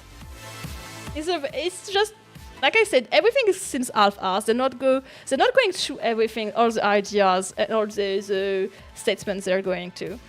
So yeah, I was saying one thing I thought was very good about the show. The last message you have is, even if you're, I would say, out of society, if you're not blending into society, you're still trying by working and by being a good citizen, and I acknowledge your efforts. You may think that no one sees how try you hard to be a decent being, even though you're different and you can blend in, and I see you, and I think you're valid. That part, that's very good. It's just sad for the rest. It's just sad for the 12th episode before that. And in the end, no, I'm not gonna spoil that. Like, no, I'm gonna spoil that. But yeah, in the end, even the last episode was not bringing anything. It just was a big wink with a lot of cameos for the people who love the game. It's just a what if. The anime itself is just a what if, and it's never really interesting to, you know, when you just have a what if. I'm not gonna spoil it to you, but you will understand if you watch it through the end. And so sometimes you have this 3D, and I mean, when you see like this, like 2D, 3D, it's alright. Like, I think the design is very good. It's just the lighting. Like, the lights are just not good at all. We have a fucking sequence of, I don't know, maybe 6 or 10 minutes, only 3D. It would have been so good if it had been, like, animated, but you can see they were so fucking lazy. And this is my final argument about this show. You can see how lazy it is. You can see that the only purpose of this adaptation is to milk the people who love the game, and that they didn't put any love. I didn't felt any love, neither for the game, neither for the Envtuber. Really, you can feel they don't understand what it is at all.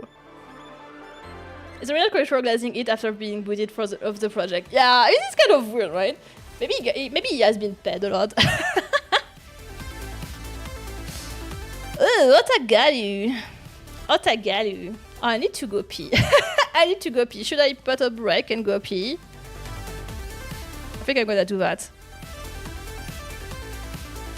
I'm gonna pee. Be nice.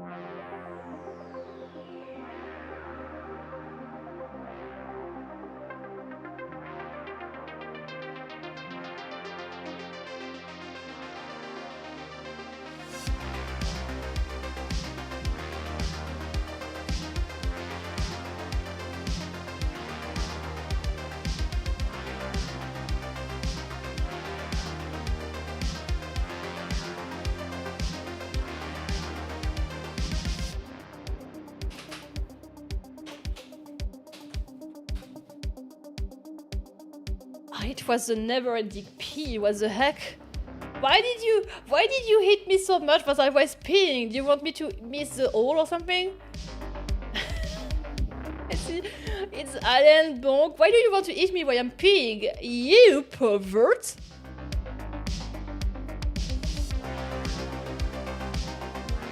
Oh, I should have taken some water too. I don't have much left. Because we missed you. You missed me, so you like bullying me? I don't understand the logic. But I mean, if it makes you happy. This is the most important, right? I come back from the ad, everyone. Sorry for my long... for my forever peeing. I don't know what happened. Okay. Otagaru. Girls can be nice to otaku. I've begun this one thinking I will drop it after 2 or 3 episodes. I actually watched it to the end. I actually quite enjoy it. Sorry, I have the hiccup now. The issue I will have to like demonstrate anything is that I could find only good screenshots. Don't be fooled by the screenshot I'm showing you. It's so badly drawn and so badly animated. Like 98% of the time. Kinda loved and hated. I would say hated. Hated is a strong word. I really loved it. I think it was very cute. The opening is actually... I love the music, not the opening itself. I think it was so made.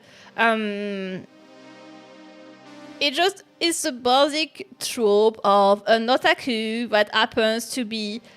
is gonna be friends with 2 guys, with like 2 very cute girls, and of course they're gonna be like love story. Both of the girls are gonna love him, even though he's a nobody, just because he's a kind guy. This is really the basic romance show you have in like most romance shonen or seinen, most shonen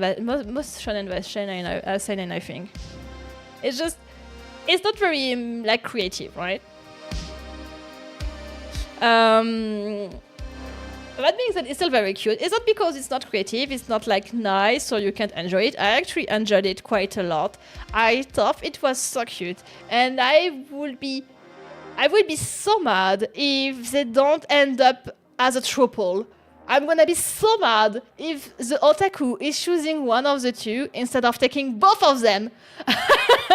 Even though they're best friends, they love each other in a platonic way, be a fucking triple. It would make me so happy. But yeah, it's not well animated. The drawing is not pretty at all. Sometimes it's very, very ridiculous, very ugly ass. It's still a cute story. I think even I won't like buy the manga, for example. Like I don't especially want to know what's happening after. I don't care. It was just a nice moment. It was cool. I could find only one GIF, and this is part of the opening. Like I said, don't be fooled. This is the most frames you ever see in the whole show. The manga is pretty popular. Yes, it is. I mean, I can see why. Like this is really like you basic. I won't say basic. Basic is like a little pejorative. Like it really is a trope that can talk to most teens, like otaku teens. Like you're the poor otaku that can blend in class, but look, some cute girls can be very nice to you, and you can dream to have the trophy. This is the only issue I have with that. But this is not specific to this manga, but more to the romance genre targeting male. Is this kind of you can have girls if you're the kind and good guy, you know. And it creates people that growing up are saying, the good guy never has the chicks. They lie to me. And they begin to be incels. Or maybe I'm taking shortcuts. Maybe I'm taking shortcuts. But you know, I think it's something that happens to be I don't have enough words to talk about things like that. I don't have enough vocabulary in English. But this is something that is naturally coming from this kind of culture. As well, another thing talking about the representation of girls in anime and taking otaku as an example. Yeah, I mean, it's just a dream of having this girl who is like just perfect physically, like she's a banger, she's a mannequin and stuff like that. And honestly, they don't have much to them apart from that. Like, one of the girls, she's pretty and nice, and the other, she's pretty and cute in her behavior, I mean, and this is all they have. And otaku is just kind with people, and this is it. There is no deepness in the characters. The characters are not interesting at all. But it's just still very cute, and I still love it a lot. Like, if it ends as a triple, I would think it could be a nice poly romance. Like, not the best one ever, but at least we have a positive and pretty normal poly romance, which feels is very rare into manga. Most of the time is more like kind of fetishized or you can look like in shown in a bad way, or like you're a greedy person if you want to be in a triple or more. Like, so it could be nice if it's going to this way of being a triple. I'm not very hopeful because I feel like they want to stick to heteronormative standards before anything else, so I don't know. The gags are funny enough sometimes. I love the Big Brothers. Yeah, I mean, the gags works. It's like very predictable gags, but it works. Like, it's just something you know, and so since it's very predictable and familiar, it's kind of soothing, and you can watch that, you know, with your brain off and just enjoy it. It's not a bad watch, but it's not something people will remember in 10 years. Unless, not unless, what is in the opposite of Ponska. Ponska was so good. This is the third best anime of this season to me. It was such a gem, such a surprise. I was not expecting that at all, and it was just so good, so good. So it's a romance. It's a shonen/seinen romance. It's a romance targeting males. It happens to be at school, and the full title is the clothes guy and the girl with the short skirt, something like that. In short, Panska. And it was just first thing before like going into the story and anything. The artistic direction was amazing. It was truly amazing. Do I have GIF? I have only 2 GIF. When the show has to be emotional, they use more lights, even if it's out of the artistic direction, because as you can see, the artistic direction is like very sharp cut colors. It's very sharp cut colors. Even the backgrounds are like that. Like you can see here, the backgrounds are like going very well with the design and the colors. But when they want to be emotional, they go all the way through, and they're not afraid to go outside. And it doesn't even look weird or different. It doesn't look inconsistent. It's how well it is done. It works very well. The animation is not. You don't have a lot of frames, but when it's important to have some, like in this moment, they will put the budget to make it work. Other way, just having a very few frames is okay. I was so surprised. I was very, very surprised to be about this show.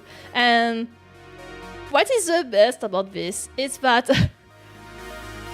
can we agree that this guy is autistic? Can we agree that this guy is autistic? Because I related to him so fucking much. It really was, oh. I was like, oh.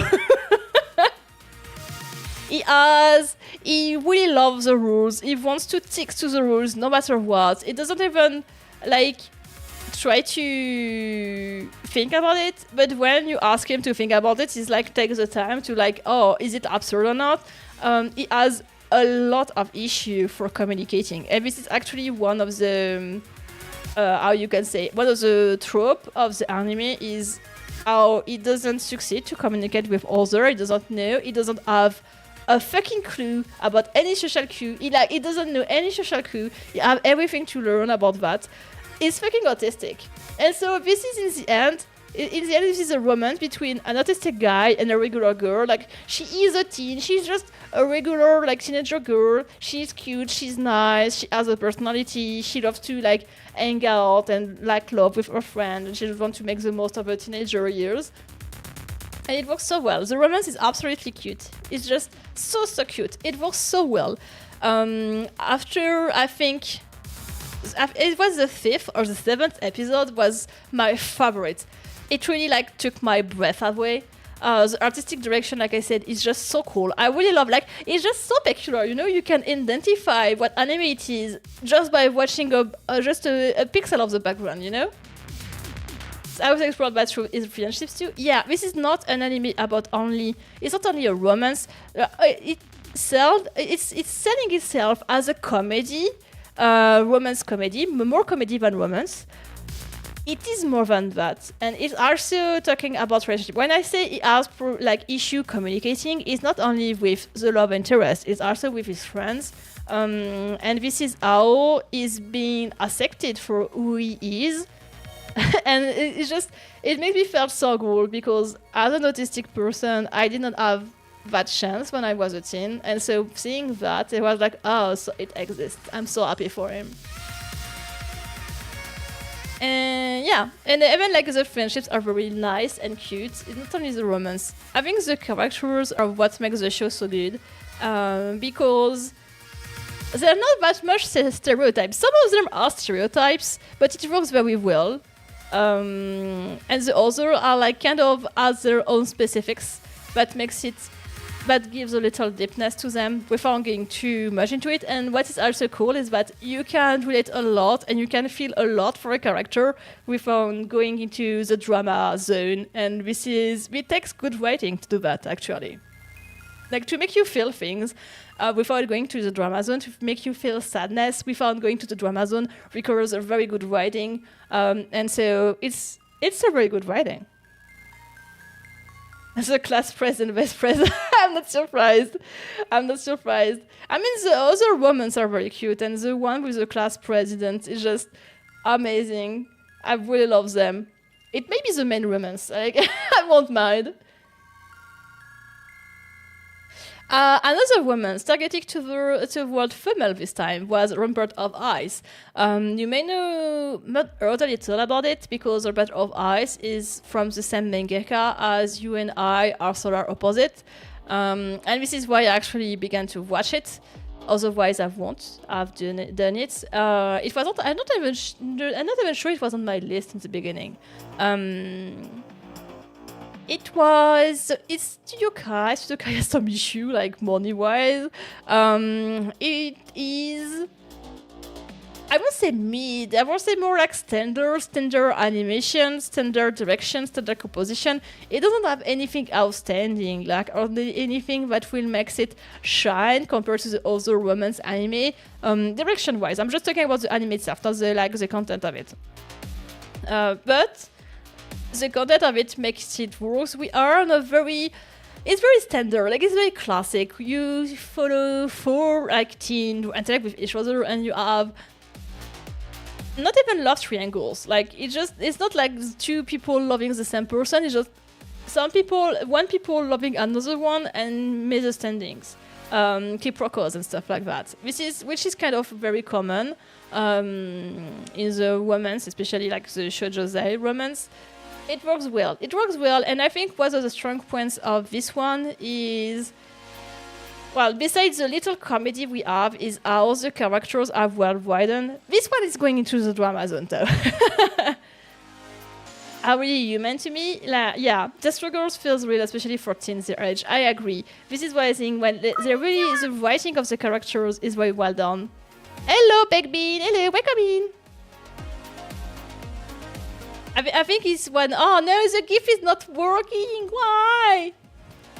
I think what makes the show interesting is really the characters. Like, the tropes itself are not uncommon, the setting is not uncommon, the misunderstandings are a little easy, but it works very well. Like, the interest of having a love triangle is like kind of to frustrate the reader, to make them want to support the people, and it does that in a way that is different from usual, and it works too, and you're frustrated and you want the people to get together and they're like, just kiss already, you know, this kind of attitude. It's not my favorite type of romance, but it works well, and I think I thought it would be more emotional. I don't think this anime made me cry, even though it's like topics that touch my kokoro. I mean, I have been in similar situation, especially as the main character. I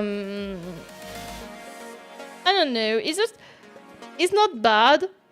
I will even say it's good, but not good enough to make an impact. I don't know if that's making sense. The writing is very good.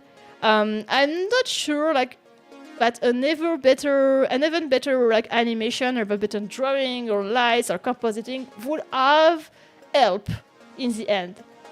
The characters are very well done, and that's it, which is already good. Like, I mean, if you have time and if you watch romance, I would advise you to watch this one, especially because we have the second season coming. But if you're not into romance, this is not one I will advise you to watch, you know, it's not good enough for that.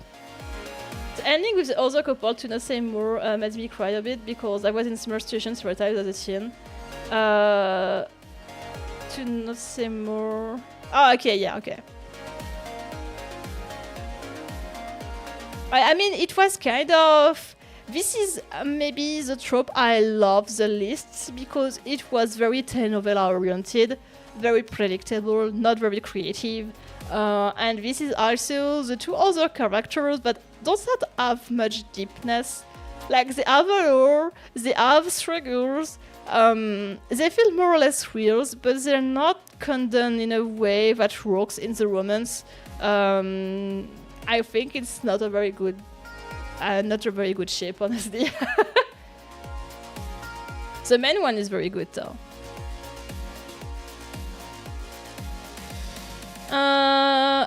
It's still ongoing. It's Sugai. Oh my god, if you're not watching Sugai, what are you doing?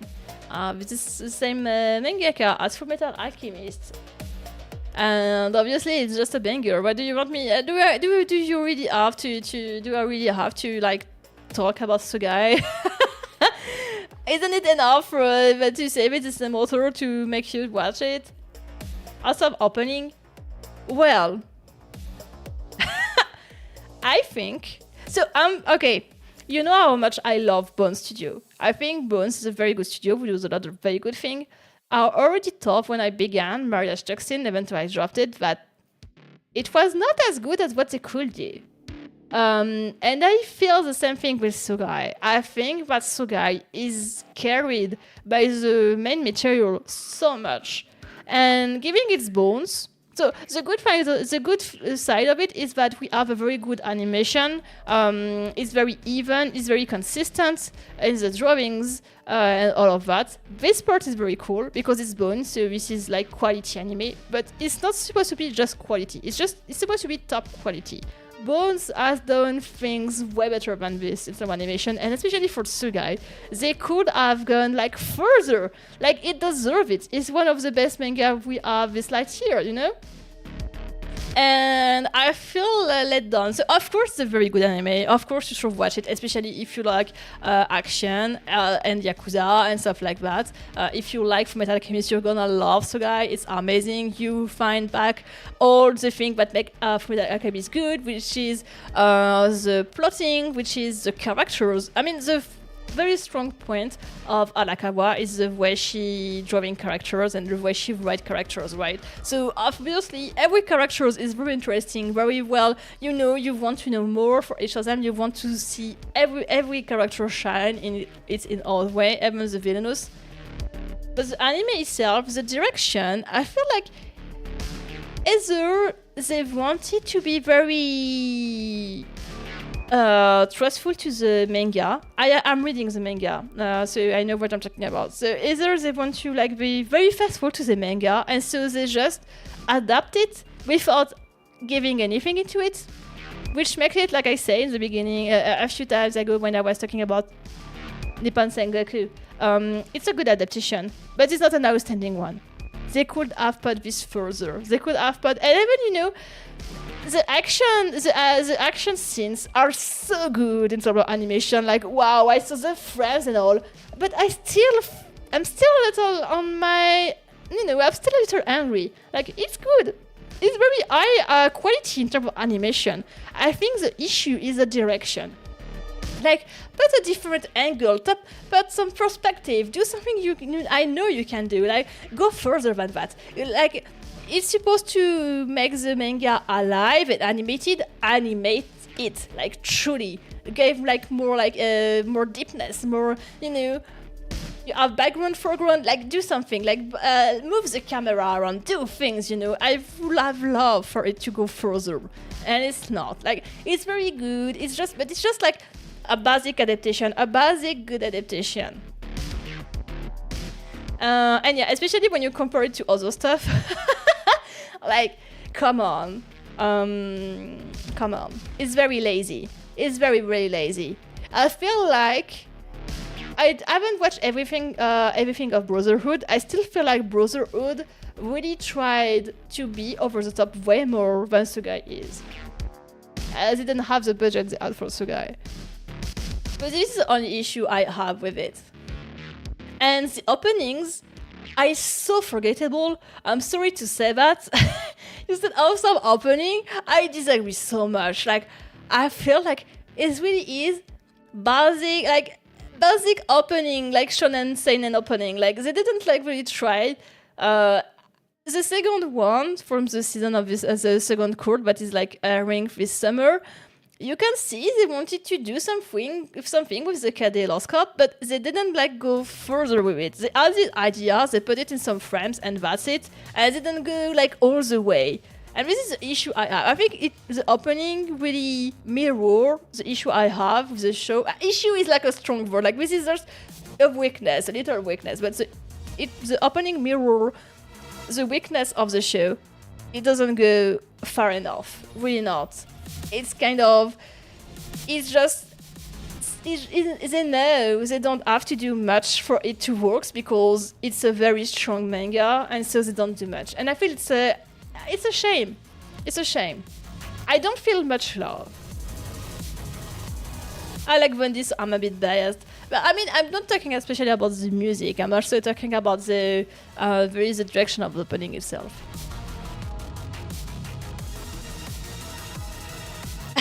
sequence makes me laugh so much. Okay, you have the humor of Arakawa's. Obviously, it's very fun to watch. This sequence is one of the prettiest, I think, because we have the lightings, we have the animation. This is what I say, it's not bad. Like you can see in this sequence, it's well animated, it's well drawn. They do a good usage of like lights and colors, but it's like kind of just sometimes, you know, they want to emphasize other scene that was popular in the manga, so they do their best for this scene that was popular in the manga, and for the rest, it's just standard. This is just kind of a shame. And I couldn't finish without showing a right and left. So here you are, right and left on the car. I think I'll forget about the Square anime in a few years. Yeah, I won't forget the manga, but I will forget the anime. I agree. I mean, the animation is very cool. The animation is very good. It's just, I don't know. Like this one is interesting to me because we have something that is like it's only 2 frames. It's only 2 frames animation, and so they use the camera to shake to give a little more deepness, a little more action. It shows how much they understand how cinema works, but they don't use it much. They just do the standard stuff to make it work. And this is a shame because I think Bones is one of the studios that love to do very cinematographic animes, and I was expecting that so much, and it's basically just the manga, very well animated, good adaptation, but nothing else. And what a contrast we have with our last anime, which is Witch at Atelier. Witch at Atelier is not good. It's fucking outstanding. It's fucking magnificent. It's just one of the like we ate so well this season. I would put it in 4th position, but I think for a lot of people it would be on 1st or 2nd. I understand that. The clickbait. The clickbait is here. I'm not a big fan of fantasy. It's not things that make me vibrate. But you can go past the high quality of this anime. The quality is amazing. If Sugai had the care and the love which at Atelier has, it would have been in the top anime of the spring. What can I say? I mean, it's just I didn't find everything I wanted to show. So first, I wanted to show you the background art. I think the background art is really pretty. I think the characters animated inside it works very well together. We have this kind of contemplative way of in some episode that works very well. The character design is cute, it works very well. It's obviously a little different from the manga, who has this kind of like pointillism heart sometimes, who is they use it more in the openings. They want to, you see, you can see when you're watching this anime, they want to be respectful and faithful to even the art style of the author, and they honor her in different ways. And this is how you see when someone is like going further in the adaptation. They're just like adapting something that will work as is with like a good animation. They're really working. You can see from this alone, they're working their angles, they're working their animation, they're working their lights, they're working how they want. Yeah, this is yeah, okay, I have it. When you want to adapt a manga or a light novel, sometimes you like adapt a scene that is pretty popular, right? Most of the time you just adapt exactly how it was, the same camera angle but in the manga to be very faithful. And in the end, what can like the mark you make you go further is like all the things you go around. And I feel like in Witch at Atelier they really go further, but putting more lights, more frames, more, I don't know, more magic. It's just the theme of the fucking anime. They really put more magic into it. You can see how they've wanted to push these good scenes further. It shows and it works. I'm not gonna tell what I think about Kifri every time he appears on the screen. Oh, you're not the only one, you know. I everyone loved Keyfree. Everyone was waiting, like me included. I was waiting for the animation just to see Keyfree animated, honestly. And so yeah, I mean the 3D blends well enough. I'm not a fan where they put some bleeding into it, but it works. Like Bug film is just so good. Like, you know, it's a character presentation. They show you the character in a way, and it's just so cute. It's just so cute, my boy. It works so well. And you can see how many frames there are. Like, you can see they didn't want the budget to be an excuse to do it badly or poorly. They wanted to go like full all the way and to show their love to everything, the animations, the direction. The compositing also was very good. Like, one of the things that me dropped the manga of was the rhythm, and I thought it was kind of, there was a lot of exposition. It was a little too much, and I still don't like fantasy. I couldn't get into it. I didn't have this issue with the anime, so they really found the good rhythm and the good composition, the good writing to tell you a story. And I think it works well because we have this lot of contemplative moments and the lights and the emotion and everything. It works so well. And here you go. I finished in time. I will definitely need to put one more hour, at least one more hour for like the summer season though.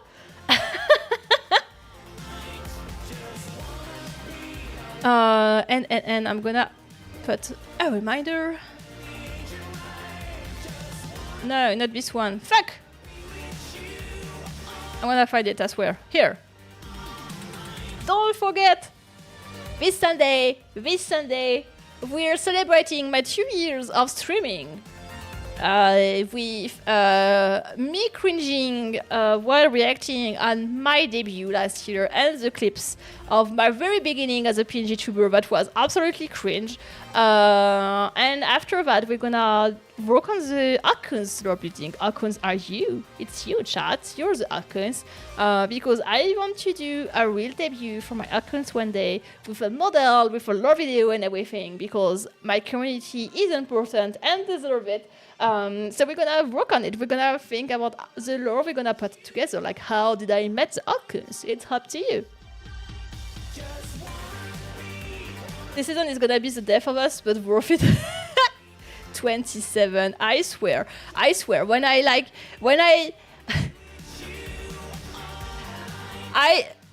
was like, yeah, I think I'm watching as much as the last season, you know, and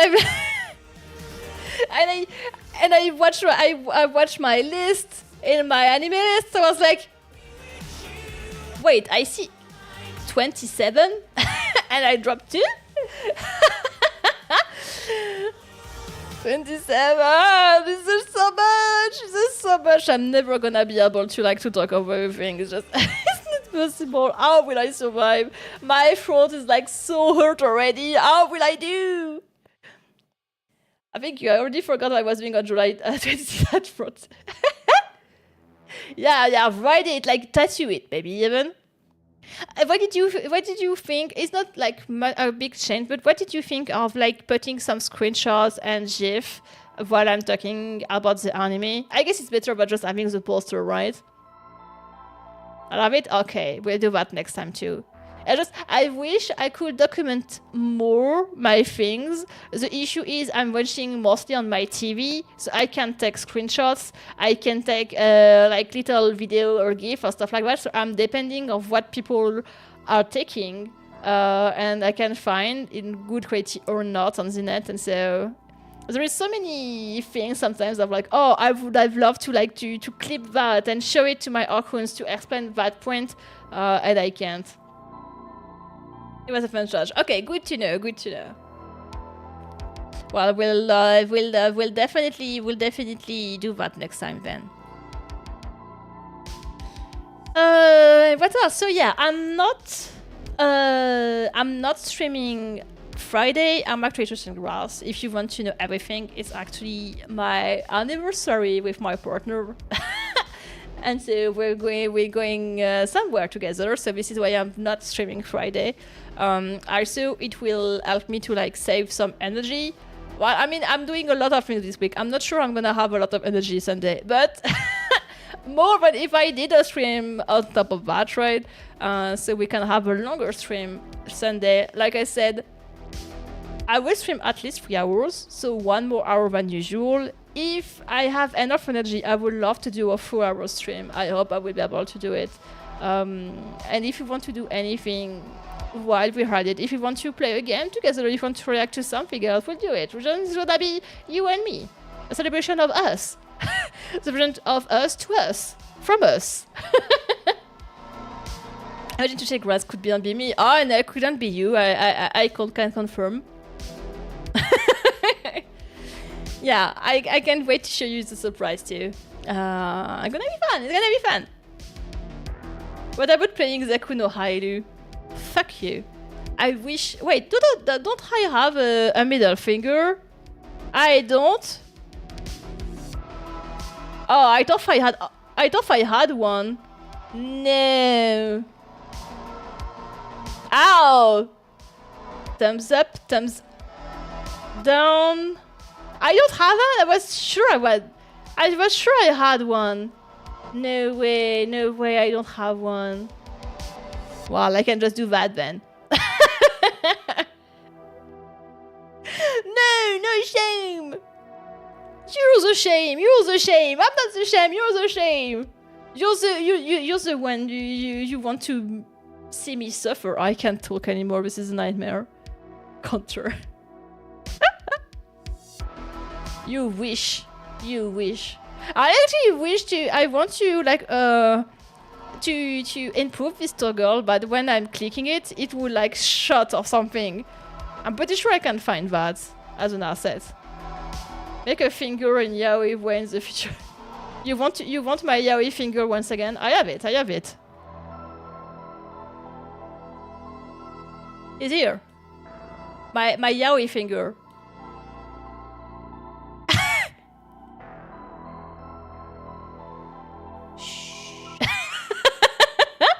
You want me to boop?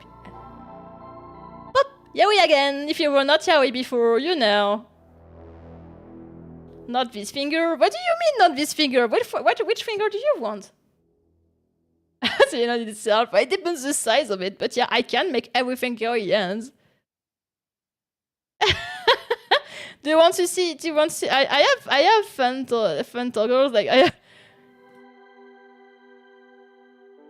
I don't know what you want to do with that, but I have it. Well, I have 3 arms now, but don't ignore it. Ah!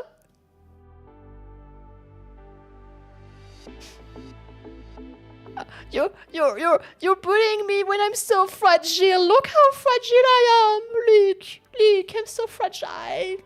I'm so vulnerable. Don't hate me.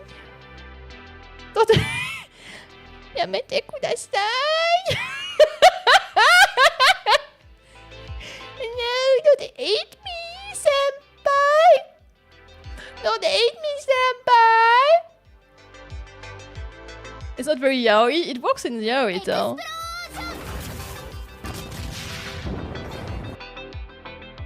You're jealous of my acting talent. You're just jealous of my acting talent. I know it. Do you have anything else that is funny? I don't think. Oh yeah, I have this one, but it's kind of funny also.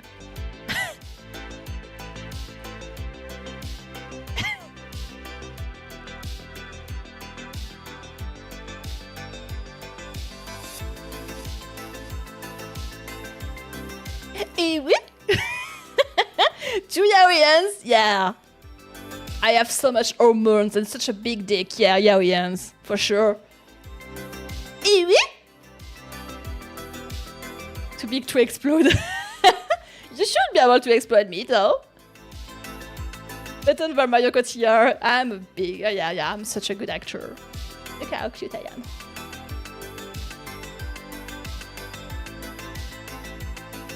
I should actually take a screenshot of that. I'm gonna take a screenshot. Wait. Can I set up for you and... I can set you up for a new... You don't have to set up. Oh. I'm so can't really do a uwu face. Uwu?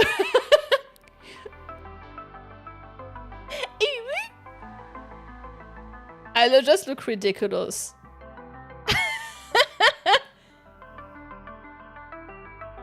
I don't know. I'm clipping. What will I do with these fucking clips? I don't know. Wait, my... I'm stuck! I'm stuck in this position! No! Since when? Since when is my model stuck? What's... in this position too!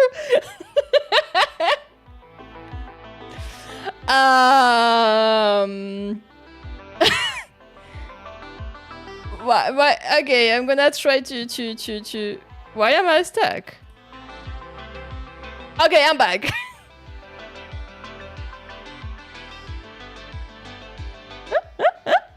That was something. I think my uwu power was so strong. My uwu power was so strong that the software I used for the lights and all couldn't handle it. Uwu power too strong. We saw a voice for a bit. I thought I died. Sorry for the flashbang. I'm sorry. Okay, enough playing around. No, I don't want to go on Blue Sky. I want to go on my Twitch board. See if we're reading someone or not. Oh, I have my Twitch where that is telling me, you should set up the vertical screen. I don't know if you have the opportunity to watch a stream on your mobile that is set up for like vertical. It sucks so much. Like, you don't? I had once. It's because I was watching a stream for VorkTube that was not very passionate, but it's like, it was designers, and you know, designers love technology. They love AI, fucking god. And so they did set up a vertical screen. The UI of Twitch in a vertical setup is just a nightmare to use. And you can't really go to the chat. So maybe it's good when you're a lurker and you don't want to like, but I couldn't even go to the readings. It was a nightmare. Like, I think like the horizontal one is more easier to use, and at least you can like, you know, have a good grip on what you're seeing, because you can't really zoom if you're in vertical too. So if I want to see something on the screen, I can't. I really think it's not very. I think it works. It can work if you're like just chatting streamer and you just, you know, talk before a camera like I'm doing right now. I think it's good, but other way, I don't understand the appeal of it. I think it's very harder to use. They're trying to TikTokify the live stream. Google or Google? Yeah, Google. YouTube already done that. Okay, we're waiting, I guess. Who is a question?